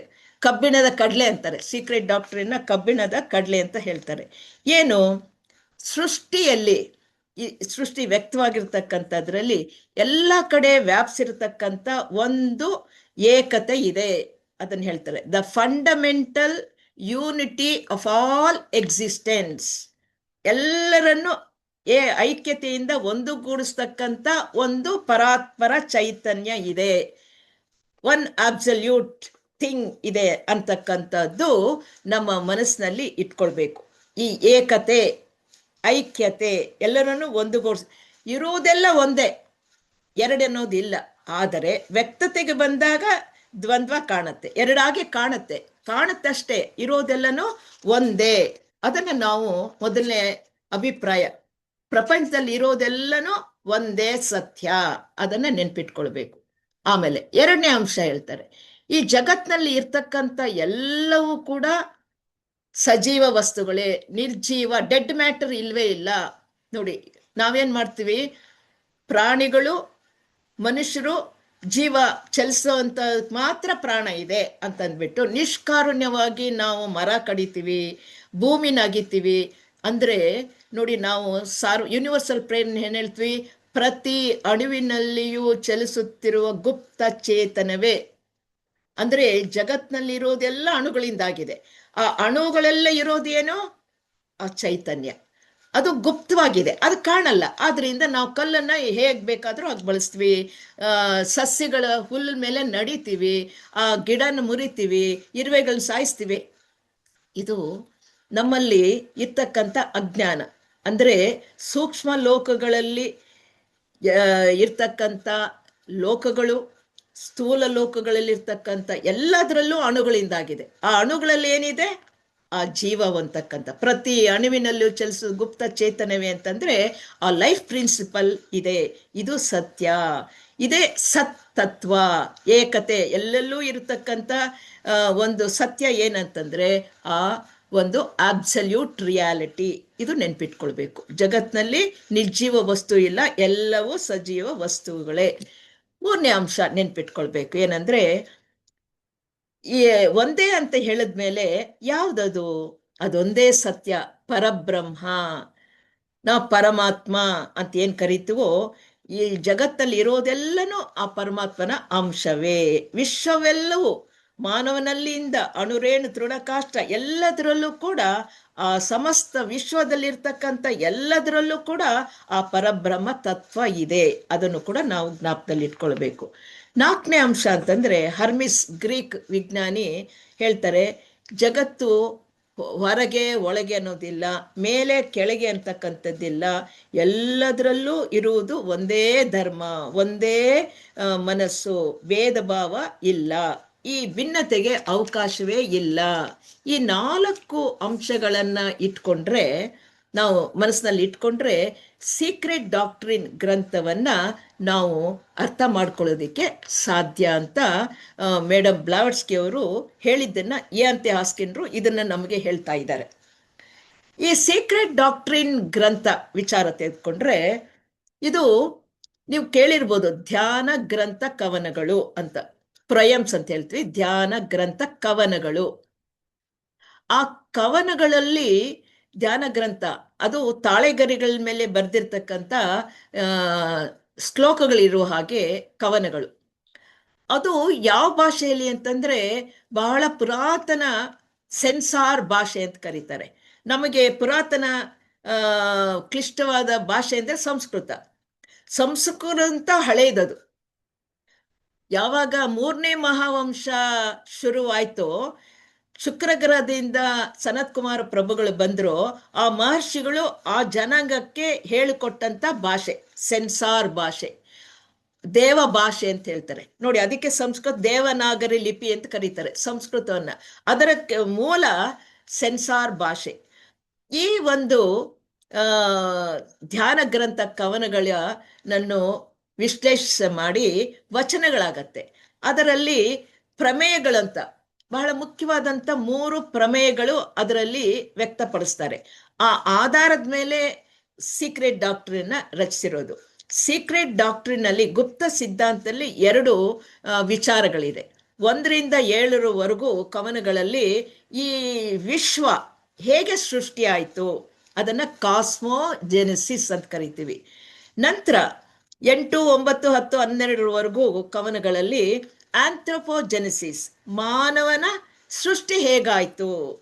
1ನೇ ಮಹಾವಂಶ, 2ನೇದು, 3, 4, 5, ಈಗ 5ರಲ್ಲಿ ನಡೀತಾ ಇದೆ. ಮುಂದೆ 6, 7 ಆಗ್ತಕ್ಕಂಥ ವಿಚಾರಗಳನ್ನು ಕೂಡ ಆರನೇದು ಹೇಗಿರುತ್ತೆ, 6th ರೂಟ್ ರೇಸ್ ಅಂತ ಬರೆದಿದ್ದಾರೆ. 7ಕ್ಕೆ ನಮ್ಗೆ ಗೊತ್ತಿಲ್ಲ ಏನಾಗುತ್ತೆ ಅಂತಕ್ಕಂಥ ವಿಚಾರ. ಅವೆಲ್ಲ ಕೂಡ ಧ್ಯಾನ ಗ್ರಂಥ ಕವನಗಳಲ್ಲಿ ಸಂಗ್ರಹವಾಗಿದೆ. ಅದನ್ನ ತೆಗೆದುಕೊಂಡು ಈ ಒಂದು ಸೀಕ್ರೆಟ್ ಡಾಕ್ಟ್ರಿನ್ ಗ್ರಂಥವನ್ನ ಮೇಡಮ್ ಬ್ಲಾವಟ್ಸ್ಕಿ ಅವರು ಗುರುಗಳ ಸಹಾಯದಿಂದ ಜಗತ್ತಿಗೆ ನೀಡಿರ್ತಕ್ಕಂಥದ್ದು ಬಹಳ ಅದ್ಭುತವಾದಂಥ.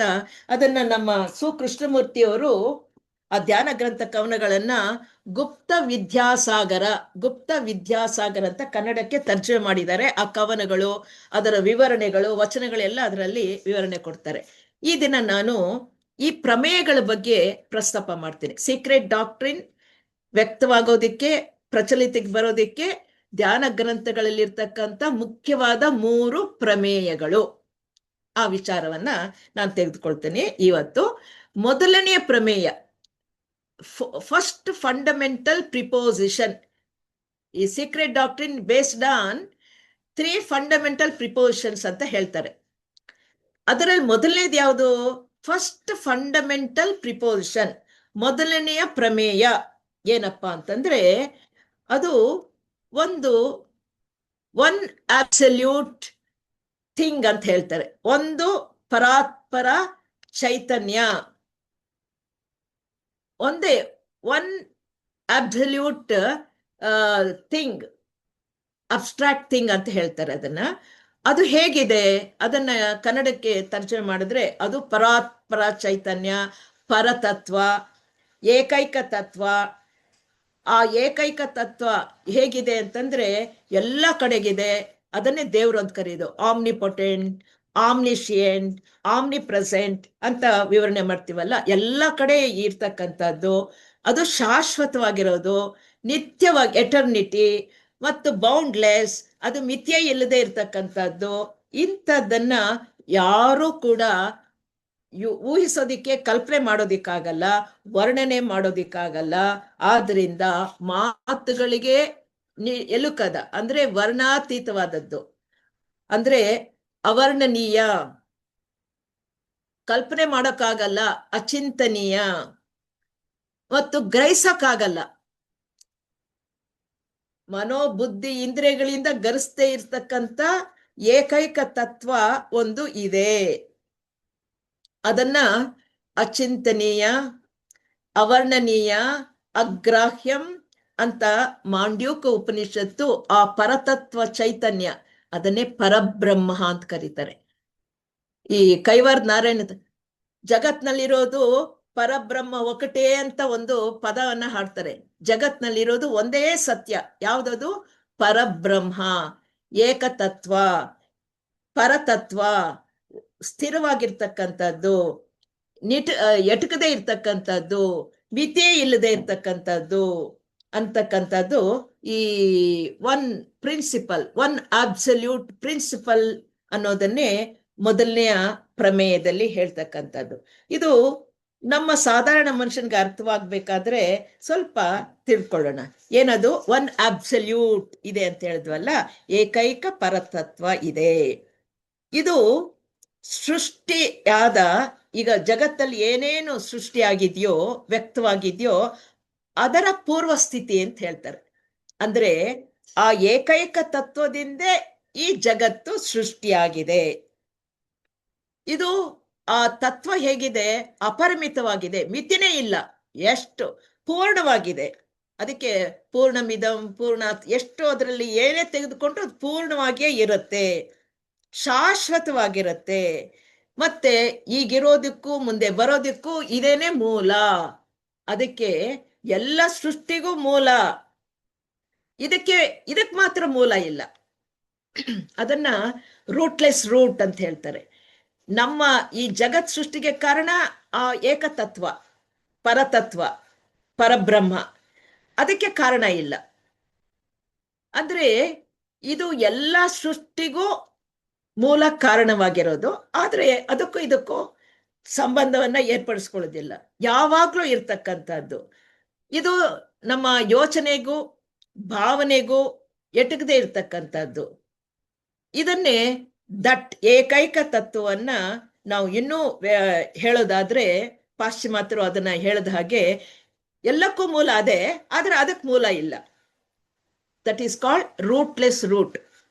ಸೃಷ್ಟಿಗೆಲ್ಲ ಕಾರಣ ಆ ಪರತತ್ವ. ಅದಕ್ಕೇನು ಕಾರಣ? ಕಾರಣವೇ ಇಲ್ಲದ ಕಾರಣ, ಕಾರಣವೇ ಇಲ್ಲದ ಕಾರಣ ಆ ಪರತತ್ವ. ಇದಕ್ಕೆ ಗುಣ ಕೂಡ ಇಲ್ಲ. ಸತ್ವ ರಜಸ್ತಮ ಗುಣಗಳು ತ್ರಿಗುಣಾತೀತ, ನಿರ್ಗುಣ, ಗುಣರಾಹಿತ್ಯವಾದದ್ದು. ಇದು ಇಂದ್ರಿಯಗಳು ಇದನ್ನ ಗ್ರಹಿಸ್ಲಾರದು, ಮನೋಬುದ್ಧಿಗಳು ಗ್ರಹಿಸ್ಲಾರದು. ಅದನ್ನೇ ದಟ್, ಆ ಪರತತ್ವನ್ನ ಸತ್ ಸತ್ ಅಂತ ಇದೆ, ಬೀನೆಸ್ ಅಂತ ಹೇಳ್ತಾರೆ. ಅದು ಮೊದಲನೆಯ ಪ್ರಮೇಯ. ಅಂದ್ರೆ ಜಗತ್ನಲ್ಲಿ ಒಂದು ಇದೆ, ಬೀನೆಸ್ ಇದೆ. ಅದು ಎಲ್ಲಿಂದ ಬಂತು ಅದು ನಮ್ಗೆ ಹೇಳಕ್ ಬರಲ್ಲ. ಅದಕ್ಕೆ ಕಾಸ್ಲೆಸ್ ಕಾಸ್, ರೂಟ್ಲೆಸ್ ರೂಟ್ ಅಂದ್ರು. ಆದ್ರೆ ಈ ಸೃಷ್ಟಿಗೆ ಕಾರಣ ಅದೇ, ಏನು ವ್ಯಕ್ತವಾಗಿದೆಯೋ ಅದು. ಇದನ್ನ ಅರ್ಥ ಮಾಡ್ಕೊಳ್ಳು. ಈ ಒನ್, ಅಬ್ಸಲ್ಯೂಟ್ ಒನ್ ಅನ್ನ ಎರಡು ರೀತಿಯಲ್ಲಿ ಪ್ರಸ್ತಾಪ ಮಾಡ್ತಾರೆ ಸೀಕ್ರೆಟ್ ಡಾಕ್ಟ್ರಿನಲ್ಲಿ. ಬೀನೆಸ್ ಅಂತ ಏನ್ ಹೇಳ್ತೀವೋ ಅದನ್ನ ಎರಡು ಭಾಗ ಏನ್ ಹೇಳ್ತಾರೆ ಅಂದ್ರೆ, one the absolute abstract space ಅಂತಾರೆ.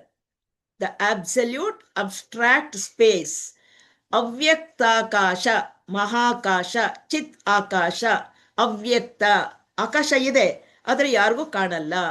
That is the absolute abstract space ಅಂತ. ಇನ್ನೊಂದು ಅವ್ಯಕ್ತ ಸಂಚಲನ, ದ ಅಬ್ಸಲ್ಯೂಟ್ ಅಬ್ಸ್ಟ್ರಾಕ್ಟ್ ಮೋಷನ್. ಒಂದು ಸ್ಪೇಸ್, ಇನ್ನೊಂದು ಮೋಷನ್. ಇದು ಅವ್ಯಕ್ತವಾಗಿರೋದ್ರಿಂದ ಮಾನವನ ಮನಸ್ಸಿಗೆ ಎಟುಕಲಾರದ್ದು. ಆದ್ರೆ ಇಲ್ಲ ಅಂತ ಹೇಳಕ್ಕಾಗಲ್ಲ. ನಮ್ಗೆ ಅರ್ಥವಾಗ್ಲಿಲ್ಲ, ನಮಗ್ ಗ್ರಹಿಸಕ್ಕಾಗ್ಲಿಲ್ಲ ಅಂತಂದ್ರೆ ಇಲ್ಲ ಅಂತ ಹೇಳಕ್ಕಾಗಲ್ಲ. ನಾವು ಅಷ್ಟೇ ಬೆಳೆದಿರೋದು. ಯಾವುದು ವ್ಯಕ್ತವಾಗಿರೋದನ್ನು ನಾವು ಸರಿಯಾಗಿ ತಿಳ್ಕೊಳಕ್ಕಾಗಲ್ಲ. ಅವ್ಯಕ್ತ ಸ್ಥಿತಿಯಲ್ಲಿ ಇರೋದನ್ನ ಗ್ರಹಿಸೋದಿಕ್ಕೆ ಸಾಧ್ಯವೇ ಇಲ್ಲ. ಇಲ್ಲಿ ಅಬ್ಸಲ್ಯೂಟ್ ಮೋಷನ್ ಅಂತ ಹೇಳಿದ್ವಲ್ಲ, ಚಲನೆ. ಆ ಚಲನೆ ಎಲ್ಲಿ ಚಲನೆ ಇರುತ್ತೋ ಅದಕ್ಕೆ ಒಂದು ಪರಿವರ್ತನೆ, ಬದಲಾವಣೆ ಇದ್ದೇ ಇರುತ್ತೆ. ಈ ಚಲನೆ ಅವ್ಯಕ್ತ ಪರಬ್ರಹ್ಮನ ಸಂಕಲ್ಪ ಪ್ರಭಾವವಾಗಿತ್ತು. ಅಂದ್ರೆ ಸೃಷ್ಟಿ ಆಗುವ ಮುನ್ನ, ಸೃಷ್ಟಿ ಆಗಿಲ್ಲ ಇನ್ನು, ಅವ್ಯಕ್ತ ಸ್ಥಿತಿಯಲ್ಲಿದೆ. ಅದನ್ನ ಪ್ರೀ ಕಾಸ್ಮಿಕ್ ಐಡಿಯೇಷನ್ ಅಂತ ಕರೀತಾರೆ. ಸೃಷ್ಟಿ ಆಗುವ ಮುನ್ನ ಆ ಚೈತನ್ಯ ಒಂದು ಐಡಿಯಾ, ಸಂಕಲ್ಪ ಮಾಡುತ್ತೆ. ಸಂಕಲ್ಪ ಮಾಡಿದಾಗ ಚಲನೆ, ಅದಕ್ಕೆ ದ ಅಬ್ಸಲ್ಯೂಟ್ ಅಬ್ಸ್ಟ್ರಾಕ್ಟ್ ಮೋಷನ್, ಅವ್ಯಕ್ತ ಸಂಚಲನ ಪ್ರಾರಂಭವಾಯಿತು. ಇನ್ನು ಅದು ಚಲನ ಏನ್ ಸಂಕಲ್ಪ, ಚಲಿಸ್ಬೇಕು ಅನ್ಬೇಕಾದ್ರೆ ಅದಕ್ಕೆ ಇನ್ನೊಂದು ಹೇಳ್ತಾರೆ, ಗ್ರೇಟ್ ಬ್ರೆತ್ ಅಂತ ಹೇಳ್ತಾರೆ. ದ ಗ್ರೇಟ್ ಬ್ರೆತ್, ಮಹಾಶ್ವಾಸ. ಈ ಮಹಾ ಸಂಕಲ್ಪವೇ, ಸಂಕಲ್ಪ ಅಂತಂದ್ರೆ ಚಲಿಸೋದಿಕ್ಕೆ ಉಸಿರು ತಗೋಬೇಕು. ನಾವು ಉಸಿರಾಡ್ತಾ ಇದ್ರೇನೆ ನಮ್ ಕೈ ಕಾಲು ಆಡ್ಸೋಕ್ಕಾಗೋ ಹಾಗೆ ಆ ಚೈತನ್ಯ ಅಬ್ಸಲ್ಯೂಟ್ ಒನ್ ಏನಿದೆಯೋ ಅದು ಸಂಕಲ್ಪ ಮಾಡ್ತು. ಮಹಾ ಈಶ್ವರ ಸಂಕಲ್ಪ ಅಂತ ಹೇಳ್ತೀವಿ. ಅದು ಉಸಿರು ಬಿಡೋಕ್ ಬಂತು. ಉಸಿರು ಹೊರಗೆ ಬಂದ್ರೆ ಸೃಷ್ಟಿ ಆಯ್ತು ಅಂತ ಹೇಳ್ತಾರೆ. ಅದನ್ನ ಮಹಾಶ್ವಾಸ, ಗ್ರೇಟ್ ಬ್ರೆತ್, ಮಹಾಶ್ವಾಸ. ಇದನ್ನ ಸೀಕ್ರೆಟ್ ಡಾಕ್ಟ್ರಿನಲ್ಲಿ ಇದನ್ನ ಯಾವ ರೀತಿ ವಿವರಣೆ ಕೊಡ್ತಾರೆ ಅಂತಂದ್ರೆ, ಒಂದೇ ಒಂದು ಬೀನೆಸ್ ಒಂದು ಇದೆಯಲ್ಲ, ಅವ್ಯಕ್ತ ಸ್ಥಿತಿಯಲ್ಲಿ ಇದೆಯಲ್ಲ, ಸರಳವಾಗಿ ಹೇಳೋದಾದ್ರೆ ಒಂದು ಅವ್ಯಕ್ತ ಸ್ಥಿತಿ, ಬೀನೆಸ್, ಅವ್ಯಕ್ತ. ಆ ಒಂದಿದ್ದದ್ದು ಎರಡಾಯ್ತು. ಒಂದು ಎರಡು ಹೇಳಿದ್ವಲ್ಲ, ಸ್ಪೇಸ್ ಅಂತ ಹೇಳಿದ್ವಿ, ಇನ್ನೊಂದು ಮೋಷನ್ ಅಂತ ಹೇಳಿದ್ವಿ. ಎಲ್ಲಿ ಅಬ್ಸ್ಟ್ರಾಕ್ಟ್ ಸ್ಪೇಸ್, ಮಹಾಕಾಶ ಇದೆಯೋ ಅಲ್ಲಿ ಮೂಲ ಪ್ರಕೃತಿ ವ್ಯಕ್ತವಾಯ್ತು. ಎಲ್ಲಿ ಚಲನೆ ಆಯ್ತೋ ಅಲ್ಲಿ ಮೂಲ ಒಂದು ಪ್ರಕೃತಿ ಸಬ್ಸ್ಟೆನ್ಸ್ ಆಯ್ತು. ಈ ಮೋಷನ್ ಇಂದ ಅದು ಪುರುಷ ಆಯ್ತು, ಅದು ಚೈತನ್ಯವಾಯ್ತು. ಹೀಗೆ ಒಂದಿದ್ದು ಅವ್ಯಕ್ತ ವಸ್ತು, ಅವ್ಯಕ್ತ ಚೈತನ್ಯ ಎರಡು ಆಯ್ತು. ಮೂಲ ಪ್ರಕೃತಿ, ಮೂಲ ಚೈತನ್ಯ ಎರಡು ಅವ್ಯಕ್ತ ಸ್ಥಿತಿಯಲ್ಲಿತ್ತು. ಒಂದಿದ್ದು ಎರಡಾಯ್ತು. ಇವೆರಡು ಈ ಪುರುಷ ಪ್ರಕೃತಿ ಅಂತ ಮೂಲ ಏನ್ ಹೇಳ್ತೀವೋ ಅವೆರಡು ಸಂಯೋಗವಾದ್ರೆ ಸೃಷ್ಟಿ ಆಗತ್ತೆ. ಸಾಧಾರಣವಾಗಿ ಪ್ರಕೃತಿನ ನೆಗೆಟಿವ್ ಫೋರ್ಸ್ ಅಂತ ಹೇಳ್ತೀವಿ, ಋಣ. ಪುರುಷನ್ಗೆ ಚೈತನ್ಯಕ್ಕೆ ಧನ ಅಂತ ಹೇಳ್ತೀವಿ. ಹೀಗೆ ಕರೆಂಟ್ ನಲ್ಲಿ ಎರಡು ವೈರ್ ಇರುತ್ತೆ, ಒಂದು ಪಾಸಿಟಿವ್ ಒಂದು ನೆಗೆಟಿವ್. ಅದು ಬೆಳಕು ಕೊಡ್ಬೇಕಾದ್ರೆ, ವ್ಯಕ್ತವಾಗಬೇಕಾದ್ರೆ ಅದು ಎರಡು ಸೇರ್ಕೊಳ್ಬೇಕು. ಪ್ಲಸ್ ಮೈನಸ್ ಕನೆಕ್ಟ್ ಮಾಡಿದ್ರೆ ಅಲ್ಲಿ ಬೆಳಕು ಬರುತ್ತೆ. ಈ ಕನೆಕ್ಟ್ ಮಾಡ್ತಕ್ಕಂಥದ್ದು ಒಂದು ಶಕ್ತಿ ಇದೆ, ರಾಜಸಿಕ ಶಕ್ತಿ. ಅಗ್ನಿ ಕುಂಡ ಅಂತ ಇದಕ್ಕೆ ಹೇಳ್ತಾರೆ ಒಂದ್ ಕಡೆ. ಏನಪ್ಪಾ ಅಂತಂದ್ರೆ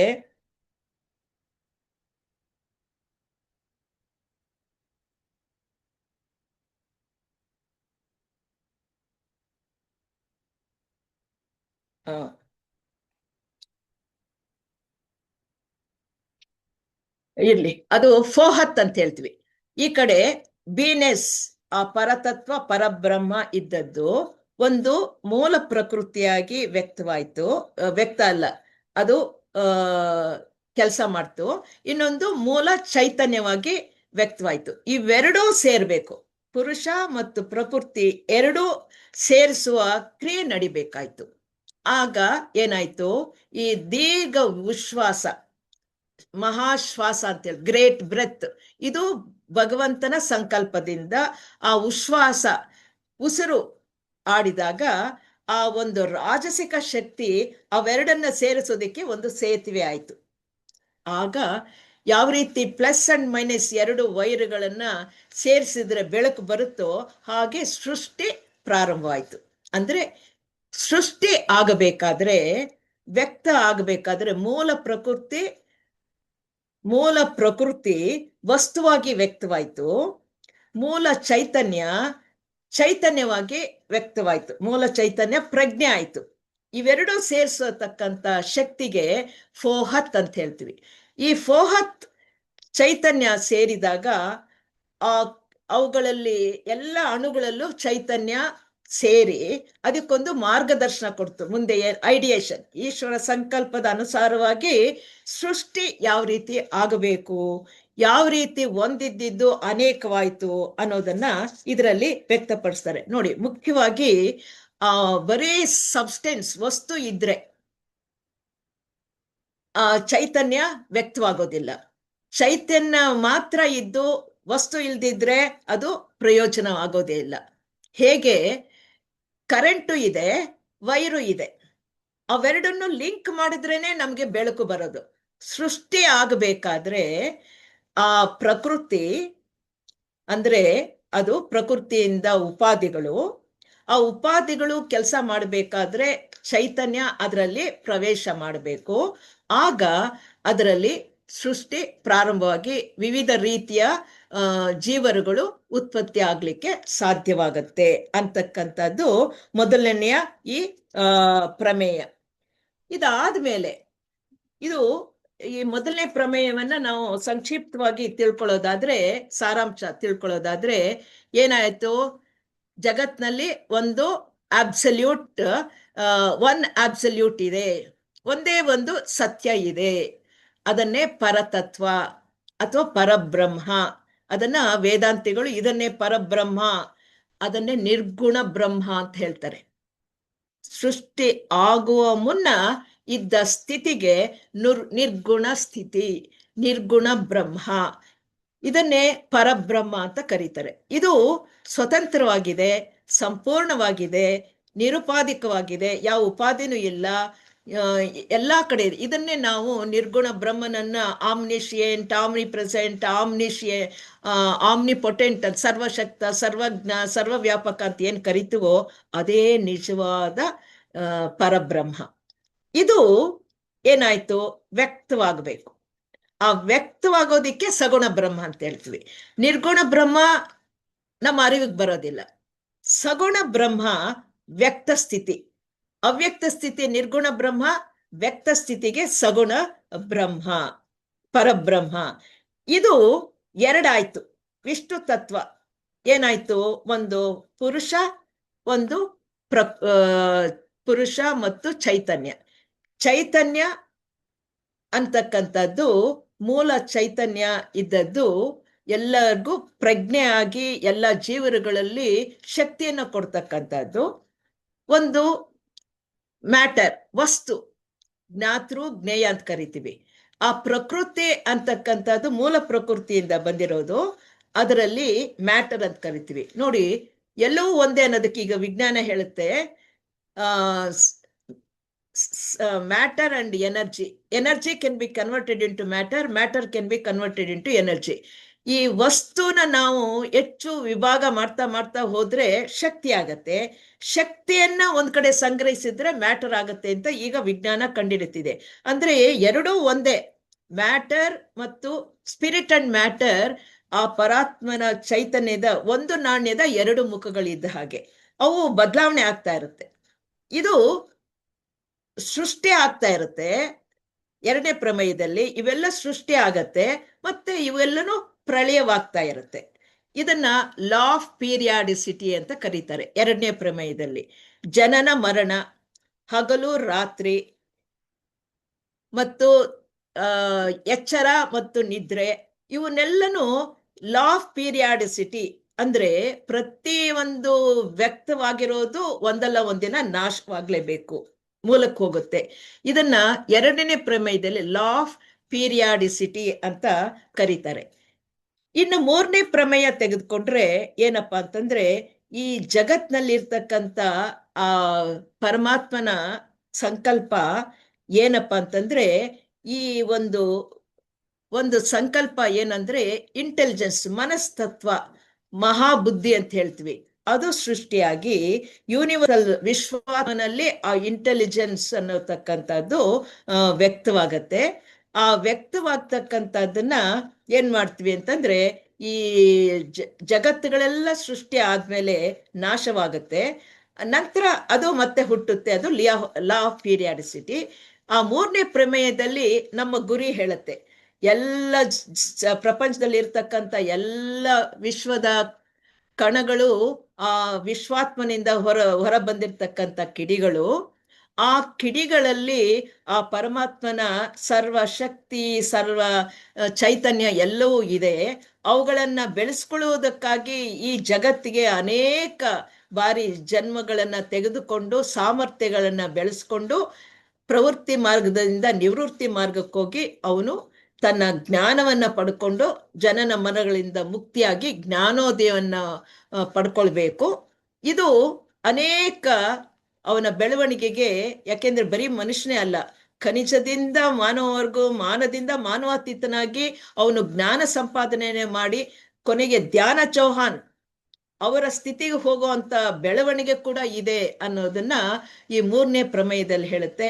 ನಾವೆಲ್ಲರೂ ಕೂಡ ಈ ಒಂದು ಸೃಷ್ಟಿಯ ಅಧೀನದಲ್ಲಿದ್ದೀವಿ. ಆ ಏಕೈಕ ಚೈತನ್ಯ ನಮ್ಮೆಲ್ಲರಲ್ಲೂ ಇದೆ. ಆ ಚೈತನ್ಯದ ಅಂಶ ನಮ್ಮಲ್ಲಿ ಪದರಗಳಾಗಿ ಉಪಾಧಿಗಳಿಂದ ಆವರಿಸಿಕೊಂಡಿರೋದ್ರಿಂದ ಅಜ್ಞಾನದಲ್ಲಿದ್ದೀವಿ. ಆ ಆವರಣಗಳನ್ನು ಯಾವ ರೀತಿ ನಾವು ತೆಗೆದು ನಮ್ಮ ಒಳಗಡೆ ಇರ್ತಕ್ಕಂಥ ಜ್ಞಾನವನ್ನ ಹೊರ ಬರೋದಿಕ್ಕೆ ಅನ್ಫೋಲ್ಡ್ಮೆಂಟ್ ಆಫ್ ಎನರ್ಜಿ ಅಂತ ಹೇಳ್ತೀವಿ. ನಮ್ಮಲ್ಲಿ ಜ್ಯೋತಿ ಪದರಗಳಿಂದ ಆವರಿಸ್ಕೊಂಡಿರೋದ್ರಿಂದ ಬೆಳಕು ಕಾಣ್ತಾ ಇಲ್ಲ, ಅಜ್ಞಾನದಲ್ಲಿ ಮುಳುಗಿದ್ದೀವಿ. ಅಜ್ಞಾನದಿಂದ ಮುಳುಗಿರ್ತಕ್ಕಂಥ ಆ ಜ್ಯೋತಿಯನ್ನ ಬೆಳಗ್ಸೋದಿಕ್ಕೆ ನಮಗೆ ಹೇಳಿರುವ ಈ ಸಾಧನೆಗಳಿಂದ ನಾವು ಅವುಗಳನ್ನೆಲ್ಲನೂ ಹೊರ ಸರಿಸಿದ್ರೆ, ಟ್ರಾನ್ಸ್ಪರೆಂಟ್ ಮಾಡ್ಕೊಂಡ್ರೆ ಆತ್ಮ ಜ್ಯೋತಿ ಬೆಳಗಿ ಜ್ಞಾನೋದಯವನ್ನ ನಾವೆಲ್ಲರೂ ಪಡ್ಕೊಳ್ಳೋದಿಕ್ಕೆ ಆಗತ್ತೆ. ಈ ರೀತಿ ಮಾನವ ವರ್ಗ ಆತ್ಮರು ತಮ್ಮ ಇದನ್ನ ಯಾವ ರೀತಿ ಮಾಡಬೇಕು, ಬೇರೆ ಯಾರು ಮಾಡೋದಕ್ಕೆ ಸಾಧ್ಯ ಇಲ್ಲ. ಪ್ರತಿಯೊಬ್ಬರು ತಾವೇ ಶ್ರಮಪಟ್ಟು ಸಾಧನೆ ಮಾಡಿ ಆ ದಿವ್ಯ ಜ್ಞಾನವನ್ನ ಪಡ್ಕೊಂಡು ದಿವ್ಯ ಮಾನವನಾಗ್ಬೇಕು ಅಂತಕ್ಕಂಥದ್ದು. ಈ ಯಾತ್ರೆ ಸದಾಕಾಲ ಮುಂದುವರಿಯುತ್ತೆ. ಜೀವನ್ ಮುಕ್ತರಾದ್ಮೇಲೆ ನಮ್ಮ ಜರ್ನಿ ಅಂತ್ಯವಾಯ್ತು ಅಂತ ಭಾವಿಸ್ಬೇಕಾಗಿಲ್ಲ. ಅಲ್ಲಿಂದ ಇನ್ನೂ ಮುಂದಕ್ಕೆ ಜೀವನ್ ಮುಕ್ತರಾದ್ಮೇಲೆ ಇನ್ನೂ ಬೆಳವಣಿಗೆ ಆಗತ್ತೆ. 6ನೇ ದೀಕ್ಷೆ, 7ನೇ ದೀಕ್ಷೆ, 8 ಧ್ಯಾನ ಚೌಹಾನ್ರಾಗ್ತಕ್ಕಂಥ, ಧ್ಯಾನ ಬುದ್ಧರಾಗ್ತಕ್ಕಂಥ ಸ್ಥಿತಿವರೆಗೂ ನಾವು ಬೆಳ್ಕೊಂಡು ಹೋಗೋದಿಕ್ಕೆ ನಮಗೆ ಸೀಕ್ರೆಟ್ ಡಾಕ್ಟ್ರಿನ್ ಈ 3ನೇ ಪ್ರಮೇಯದಲ್ಲಿ ನಮಗೆ ತಿಳಿಸುತ್ತೆ. ಈ ರೀತಿ ಸೀಕ್ರೆಟ್ ಡಾಕ್ಟ್ರಿನಲ್ಲಿ ಹೇಳಿರ್ತಕ್ಕಂಥ ಉದ್ದೇಶಗಳು, ವಿಶ್ವ ಯಾವ ರೀತಿ ಸೃಷ್ಟಿಯಾಯಿತು, ಹಾಗೆ ಮಾನವನ ಗುರಿ ಏನು, ಆ ಸಾಧನೆ ಮಾಡಿ ನಾವು ಏನು ಆಗಬೇಕು, ನಮ್ಮ ಗುರಿ ಏನು ಅಂತಕ್ಕಂಥದ್ದನ್ನ ಮೇಡಮ್ ಬ್ಲಾವಟ್ಸ್ಕಿ ಅವರು ಈ ಸೀಕ್ರೆಟ್ ಡಾಕ್ಟರ್ನಲ್ಲಿ ಇರೋ ವಿಚಾರವನ್ನ ಯಾಂತೆ ಆಸ್ಕಿನ್ ರವರು 3 ಪ್ರಮೇಯಗಳಲ್ಲಿ ನಮಗೆ ವ್ಯಕ್ತಪಡಿಸಿದ್ದಾರೆ. ಇಷ್ಟು ತಮ್ಮ ಮುಂದೆ ಹಂಚ್ಕೊಳ್ಳೋದಕ್ಕೆ ಅವಕಾಶ ಮಾಡಿಕೊಟ್ಟಂತ ಕರ್ನಾಟಕ ಫೆಡರೇಷನ್ ಪದಾಧಿಕಾರಿಗಳಿಗೂ ವಂದಿಸ್ತಾ, ಸಾವಕಾಶವಾಗಿ ಕೇಳಿದಂತ ತಮಗೆಲ್ರಿಗೂ ಧನ್ಯವಾದಗಳನ್ನು ಅರ್ಪಿಸಿ ನನ್ನ ವಿಚಾರವನ್ನ ಇಲ್ಲಿಗೆ ನಿಲ್ಲಿಸ್ತೇನೆ. ಎಲ್ಲ ಶ್ರೋತೃ ಬಳಗದವರು ಏನಾದ್ರು ಕ್ವಶನ್ಸ್ ಇದ್ರೆ ಕೇಳ್ಬೋದು. ವಿಷಯ ಕ್ಲಿಷ್ಟಕರವಾಗಿದೆ, ಬಟ್ ಆದ್ರೂ ತಾವೆಲ್ಲ ಎಕ್ಸ್ಪೀರಿಯನ್ಸ್ ಇರೋದ್ರಿಂದ ಈ ಜ್ಞಾನದಲ್ಲಿ ಫರ್ದರ್ ನಿಮ್ಗೆ ಏನಾದ್ರು ಡೌಟ್ಸ್ ಇದ್ರೆ ಕೇಳಿ. ನಮಸ್ಕಾರ ಮೇಡಮ್. ನಮಸ್ತೆ, ಹೇಳಿ ಅಮ್ಮ. ಮೇಡಮ್, ಇದು ಎಷ್ಟು ವರ್ಷಗಳಿಂದ ಹೇಗಪ್ಪ ಅರ್ಥ ಮಾಡ್ಕೊಳ್ಳೋದು ಸೀಕ್ರೆಟ್ ಡಾಕ್ಟರ್ ಅಂತ ತುಂಬಾ ಯೋಚನೆ ಇತ್ತು. ಅದ್ರ ಮೂಲ ತತ್ವ ಅದಾದ್ಮೇಲೆ ಹೇಗೆ ಹೇಗೆ ಹೇಗೆ ಚೇಂಜ್ ಆಯ್ತು ಎಲ್ಲ ಕೇಳಿ ತುಂಬಾ ಚೆನ್ನಾಗಿ ಅರ್ಥ ಆಯ್ತು. ಬಹಳ ಬಹಳ ಬಹಳ ಧನ್ಯವಾದಗಳು. ಇನ್ನೊಂದು ವಿಷಯ ಏನಂದ್ರೆ, ಈ 1000 ಮುಂಚೆ ನಮ್ಮ ಉಪನಿಷತ್ತುಗಳಲ್ಲಿರೋ ಈ ತತ್ವಗಳೆಲ್ಲ ಅಷ್ಟು ಚೆನ್ನಾಗಿ ಹೇಳಿದ್ದಾರೆ. ಸೊ ಅದನ್ನೇ ಮೇಡಮ್ ಬ್ಲಾವಟ್ಸ್ಕಿ ಅವರು ಉಪನಿಷತ್ತುಗಳನ್ನು ಕೋಟ್ ಮಾಡಿದ್ದಾರೆ, ನಮ್ಮ ವೇದಗಳನ್ನ ಹೇಳಿದ್ದಾರೆ. ಸೀಕ್ರೆಟ್ ಡಾಕ್ಟರ್ನಲ್ಲಿ ಸೃಷ್ಟಿ ಹೇಗಾಯ್ತು ಆಧಾರಗಳು ಕೂಡ ರೆಫರೆನ್ಸ್ ಕೊಟ್ಟಿದ್ದಾರೆ. ಅದೇ ಅದೇ. ಸೊ ಇದು ಪಾಶ್ಚಿಮಾತ್ಯರಿಗೆ ಗೊತ್ತಿಲ್ಲ, ಸೀಕ್ರೆಟ್ ಡಾಕ್ಟರ್ ಮೂಲಕ ಅವ್ರಿಗೂ ಗೊತ್ತಾಗ್ತಾ ಇದೆ ಅಲ್ವಾ? ಅದಕ್ಕಾಗಿ ಅವ್ರು ಬರ್ದಿರೋದು, ಪಾಶ್ಚಿಮಾತ್ಯರಿಗೆ ಈ ಪೌರ್ವಾತ್ಯ ಜ್ಞಾನ ತಿಳಿಸ್ಬೇಕು ಅನ್ನೋ ಉದ್ದೇಶದಿಂದ ನಾನು ಇದನ್ನ ಬರಿತಾ ಇದ್ದೀನಿ ಅಂತಕ್ಕಂಥದ್ದು ಅವರು ಹೇಳ್ಕೊಂಡಿದ್ದಾರೆ. ಇವತ್ತು ಬಹಳ ಕ್ಲಿಯರ್ ಆಗಿ ಚೆನ್ನಾಗಿ ಅರ್ಥ ಆಯ್ತು ರೀ. ತುಂಬಾ ಥ್ಯಾಂಕ್ಸ್, ತುಂಬಾ ಧನ್ಯವಾದಗಳು. ನೀವು ತಪ್ಪದೆ ನೀವು ಪಾರ್ಟಿಸಿಪೇಟ್ ಮಾಡೋದಕ್ಕೆ ನಿಮಗೆ ಧನ್ಯವಾದಗಳು. ಅಲ್ಗೂ ಮಧ್ಯ ಮಧ್ಯ ಮಿಸ್ ಆಗೋಗುತ್ತೆ, ಏನೋ ಬೇರೆ ಕೆಲಸ ಬಿಟ್ಟು. ಅಷ್ಟೇ, ಬಹಳ ಸರಳವಾಗಿದೆ, ಆದ್ರೆ ಕಷ್ಟ ಮಾತ್ರ ಅರ್ಥ ಮಾಡ್ಕೊ. ಯಾಕಂದ್ರೆ ನಮ್ಮ ಕಲ್ಪನೆಗೆ ಮೀರಿರೋದು ಆ ಪರತತ್ವ, ಪರಬ್ರಹ್ಮ. ನೋಡಿ, ಬ್ರಹ್ಮ ಬೇರೆ, ಪರಬ್ರಹ್ಮ ಬೇರೆ. ಎಲ್ಲಕ್ಕೂ ಈ ಗ್ಯಾಲಕ್ಸೀಸು, ನಕ್ಷತ್ರ ಕುಂಜಗಳು, ಅದರ ಆಚೆ ಒಂದು ಸೆಂಟರ್ ಅಂತ ಹೇಳ್ತೀವಿ, ಕಾಸ್ಮಿಕ್ ಲೋಗಾಸ್ ಅಂತ ಹೇಳ್ತೀವಿ. ಆ ಪರಬ್ರಹ್ಮನ ಕಾಸ್ಮಿಕ್ ಲೋಗಾಸ್ ಅಂತೀವಿ. ನಮ್ಮ ಸೋಲಾರ್ ಸಿಸ್ಟಮ್ನ ಸೋಲಾರ್ ಲೋಗಾಸ್ ಅಂತೀವಿ. ಸಗುಣ ಬ್ರಹ್ಮ, ಅದು ನಿರ್ಗುಣ ಬ್ರಹ್ಮ, ನಮ್ಗೆ ಅವ್ಯಕ್ತವಾಗಿರ್ತಕ್ಕಂಥದ್ದು. ಯಾವಾಗ ಸೃಷ್ಟಿ ಆಯ್ತೋ ಅದು ಸಗುಣ, ಅವ್ಯಕ್ತ ಸ್ಥಿತಿಯಲ್ಲಿ ಇದನ್ನ ನಿರ್ಗುಣ ಇದೆ. ಅದು ಎಲ್ಲಿಂದ ಬಂತು ಅಂತ ನಮ್ಗೆ ಹೇಳಕ್ಕಾಗಲ್ಲ. ಅದಕ್ಕೆ ಅದನ್ನ ಕಾಸ್ಲೆಸ್ ಕಾಸ್, ರೂಟ್ಲೆಸ್ ರೂಟ್ ಅಂತ ಹೇಳಿದ್ರು. ಯಾಕೆಂದ್ರೆ ನಮ್ಮದೇ ನಾವಿರೋ ಜಾಗನೇ ನಮ್ದು ರೂಟೇ ತಿಳ್ಕೊಳಕ್ಕಾಗ್ತಿಲ್ಲ. ಪರಮಾತ್ಮನ ಮೂಲ ತಿಳ್ಕೊಳಕ್ಕೆ ಬಹಳ ಕಷ್ಟ. ಅದರಿಂದ ಜ್ಞಾನಿಗಳೇ ಹೇಳಿದ್ದಾರೆ, ಆ ಪರಮಾತ್ಮನಿಗೆ ಮೂಲ ಇಲ್ಲ, ಯಾಕೆ ಇದ್ದಾನೆ ಅಂತ ಕಾರಣ ಇಲ್ಲ, ನಮಗೆ ನಾವು ಸೃಷ್ಟಿಯಾಗಿರೋದಕ್ಕೆ ಅವನೇ ಕಾರಣ ಅಷ್ಟೇ. ಐಡಿಯೇಷನ್ ಅಂದ್ರೆ ಅಲ್ಲಿ ಎನರ್ಜಿ ಅಂತ ತಗೋಬೋದಲ್ಲ, ಪರಮಾತ್ಮ ಅದನ್ನೇ ಉಶ್ವಾಸ, ಚಲನೆ, ಪ್ರೀ ಕಾಸ್ಮಿಕ್ ಐಡಿಯೇಷನ್ ಅಂತ ಹೇಳ್ತಾರೆ. ಅಂದ್ರೆ ಸಂಕಲ್ಪ, ಈಶ್ವರ ಸಂಕಲ್ಪ. ಅವನು ನಾನು ಚಲಿಸ್ಬೇಕು, ಅನೇಕವಾಗ್ಬೇಕು ಅಂತ ಸಂಕಲ್ಪ ಮಾಡಿದಾಗ, ಏಕಂ ಬಹುಶ್ಯಾಮ್ ಅಂತ ಸಂಕಲ್ಪ ಮಾಡಿದ, ಆವಾಗ ಚಲನೆ ಆಯ್ತು. ಆಗ ಉಸಿರು ಬಿಟ್ಟ, ಆಗ ಏನಾಯ್ತು, ಎನರ್ಜಿ ವ್ಯಕ್ತವಾಗೋದಿಕ್ಕೆ ಬಂತು, ಚೈತನ್ಯ. ಆ ಚೈತನ್ಯ ಪ್ರಜ್ಞೆ ಆಗಿ ಎಲ್ಲದರಲ್ಲೂ ವ್ಯಕ್ತವಾಯ್ತು. ಇದು ಸ್ವಲ್ಪ ಕ್ಲಿಷ್ಟ. ಅದು ಇನ್ನೂ ಧ್ಯಾನ ಗ್ರಂಥ ಕವನಗಳಲ್ಲಿ ವಿಶ್ವ ಹೇಗ್ ಸೃಷ್ಟಿ ಆಯ್ತು, ಒಂದು ಸರ್ಕಲ್ ಇತ್ತು, ಒಂದು ಚುಕ್ಕೆ ಇತ್ತು, ಚುಕ್ಕೆ ಇದ್ದು ಆ ಕಡೆಯಿಂದ ಅಡ್ಡಗೆರೆ ಆಯ್ತು, ಆಮೇಲೆ ವರ್ಟಿಕಲ್ ಚಲಿಸ್ತು, ಪ್ಲಸ್ ಆಯ್ತು, ಅದನ್ನೆಲ್ಲ ಬಹಳ ಹೇಳ್ತಾರೆ. ಲಿಂಕ್ ಮಾಡಿದ್ರೆ ತುಂಬಾ ನಿಮ್ ಕನ್ಫ್ಯೂಷನ್ ಆಗತ್ತೆ. ಸರಳವಾಗಿ ಆ ಪ್ರಮೇಯಗಳು ಮಾತ್ರ ಸೃಷ್ಟಿ ಆಗಿದ್ದು. ಇನ್ನೂ ಹೇಳ್ತಾರೆ, ಮೊದಲು ಲಿಂಗ ಭೇದ ಇರ್ಲಿಲ್ಲ, ಒಂದೇ ಇತ್ತು, ಆಮೇಲೆ ಲಿಂಗ ಭೇದ ಆಯ್ತು. ಅಂದ್ರೆ ಪ್ಲಸ್ ಅಂತಂದ್ರೆ ಫಿಮೇಲ್ ಅಂತ ಹೇಳ್ತೀವಿ, ಮೈನಸ್ ಅಂತಂದ್ರೆ ಮೇಲ್ ಅಂತ ಹೇಳ್ತೀವಿ. ಈ ತರದ್ದೆಲ್ಲನೂ ಸೃಷ್ಟಿ ಆಗುವಾಗಲೇ ಅದೆಲ್ಲಿಂದ ಬಂತು, 3ನೇ ಮಹಾವಂಶದಲ್ಲಿ ಲಿಂಗ ಭೇದ ಪ್ರಾರಂಭವಾಗ್ತಾ ಇತ್ತು. ಆಗ ಪ್ರಾಣಿಗಳಲ್ಲಿ ಹೆಣ್ಣು ಗಂಡು ಪ್ರಾಣಿಗಳು ವ್ಯಕ್ತವಾಗಿದ್ದು 3ನೇ ಮಹಾವಂಶದಲ್ಲಿ ಅಂತ ಹೇಳ್ತಾರೆ. ಆಮೇಲೆ 4ನೇ ಮಹಾವಂಶದಲ್ಲಿ ಮನಸ್ಸು. ಇದಕ್ಕೆಲ್ಲ ಸೀಕ್ರೆಟ್ ಡಾಕ್ಟರ್ನಲ್ಲಿ ಬಹಳ ಚೆನ್ನಾಗಿ ವಿವರಣೆ ಕೊಟ್ಟಿದ್ದಾರೆ. ಬ್ರಹ್ಮ ವಿದ್ಯಾಸಾಗರ ವಚನಗಳ ರೂಪದಲ್ಲಿ ಇದೆ ಕವನಗಳು. ಆ ಕವನದಲ್ಲಿ ಈ ಸಂದೇಶವನ್ನ ಬಹಳ ಚೆನ್ನಾಗಿ ವಿವರಣೆ ಕೊಡ್ತಾರೆ. ಇದನ್ನ ಕೃಷ್ಣಮೂರ್ತಿಯವರು ನಾಮ್ ಚಿಲುವೆಯಲ್ಲಿ 15 ದಿನ ಇದ್ರ ಬಗ್ಗೆ ಕ್ಲಾಸ್ ತಗೊಂಡಿದ್ರು. ಹಾ ಆವಾಗ ಸ್ವಲ್ಪ ಸ್ವಲ್ಪ ಸ್ವಲ್ಪ ಈ ಸೃಷ್ಟಿ, ನಿರ್ಗುಣ ಬ್ರಹ್ಮ, ಸಗುಣ ಬ್ರಹ್ಮ, ಉಸಿರು, ಫೋಹತ್, ನಮ್ಮಲ್ಲಿರ್ತಕ್ಕಂಥ ಪ್ರಾಣ ಶಕ್ತಿ ಅಂತ ಹೇಳ್ತೀವಲ್ಲ, ಚೈತನ್ಯ, ಎಲ್ಲರಿಗೂ ಚೈತನ್ಯ ಕೊಡ್ತಕ್ಕಂಥದ್ದು ವಿಷ್ಣು ತತ್ವ. ಹಾ ಎಲ್ಲ ಅಣುಗಳಲ್ಲಿ ಚೈತನ್ಯ ಇದೆಯಲ್ಲ, ಪ್ರತಿ ಅಣುವಿನಲ್ಲಿ ಗುಪ್ತ ಚೈತನ್ಯವೇ, ಅದು ವಿಷ್ಣು ತತ್ವ.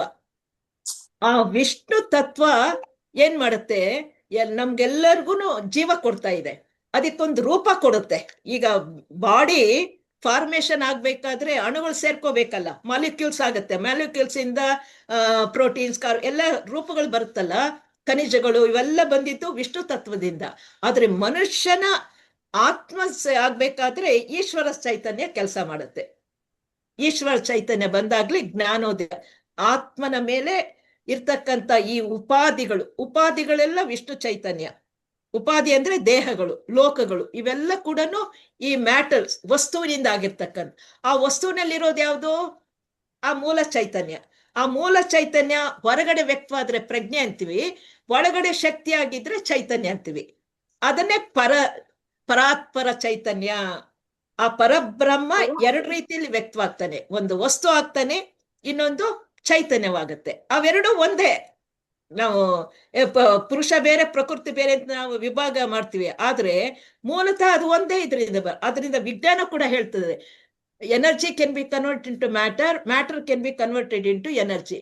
ಅದೇ ಶಕ್ತಿ ಆಗತ್ತೆ. ಮ್ಯಾಟರ್ ನೀವು ವಿಭಜನೆ ಮಾಡಿದ್ರೆ ಶಕ್ತಿ ಬಿಡುಗಡೆ ಆಗತ್ತೆ. ಈಗ ಆಟಮ್ ಬಾಂಬ್ ಅನ್ನ ಎಕ್ಸ್ಪ್ಲೋಡ್ ಮಾಡಿದ್ರೆ ಶಕ್ತಿ ಬರಲ್ವಾ?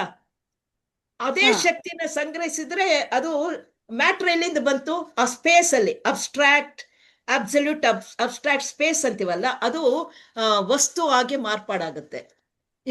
ಮೋಷನ್ ನಾನು ಹೇಳದ್ನಲ್ಲ, ಅಬ್ಸ್ಟ್ರಾಕ್ಟ್ ಅಬ್ಸಲ್ಯೂಟ್ ಮೋಷನ್, ಅದು ಚೈತನ್ಯ ಆಗುತ್ತೆ. ಚಲಿಸೋದು ಚೈತನ್ಯ, ಸ್ಪೇಸ್ ನಲ್ಲಿ ಇರತಕ್ಕಂಥ ಸಂಗ್ರಹ ಆಗಿ ಒಂದ್ ಕಡೆ ಇರೋದು ವಸ್ತು.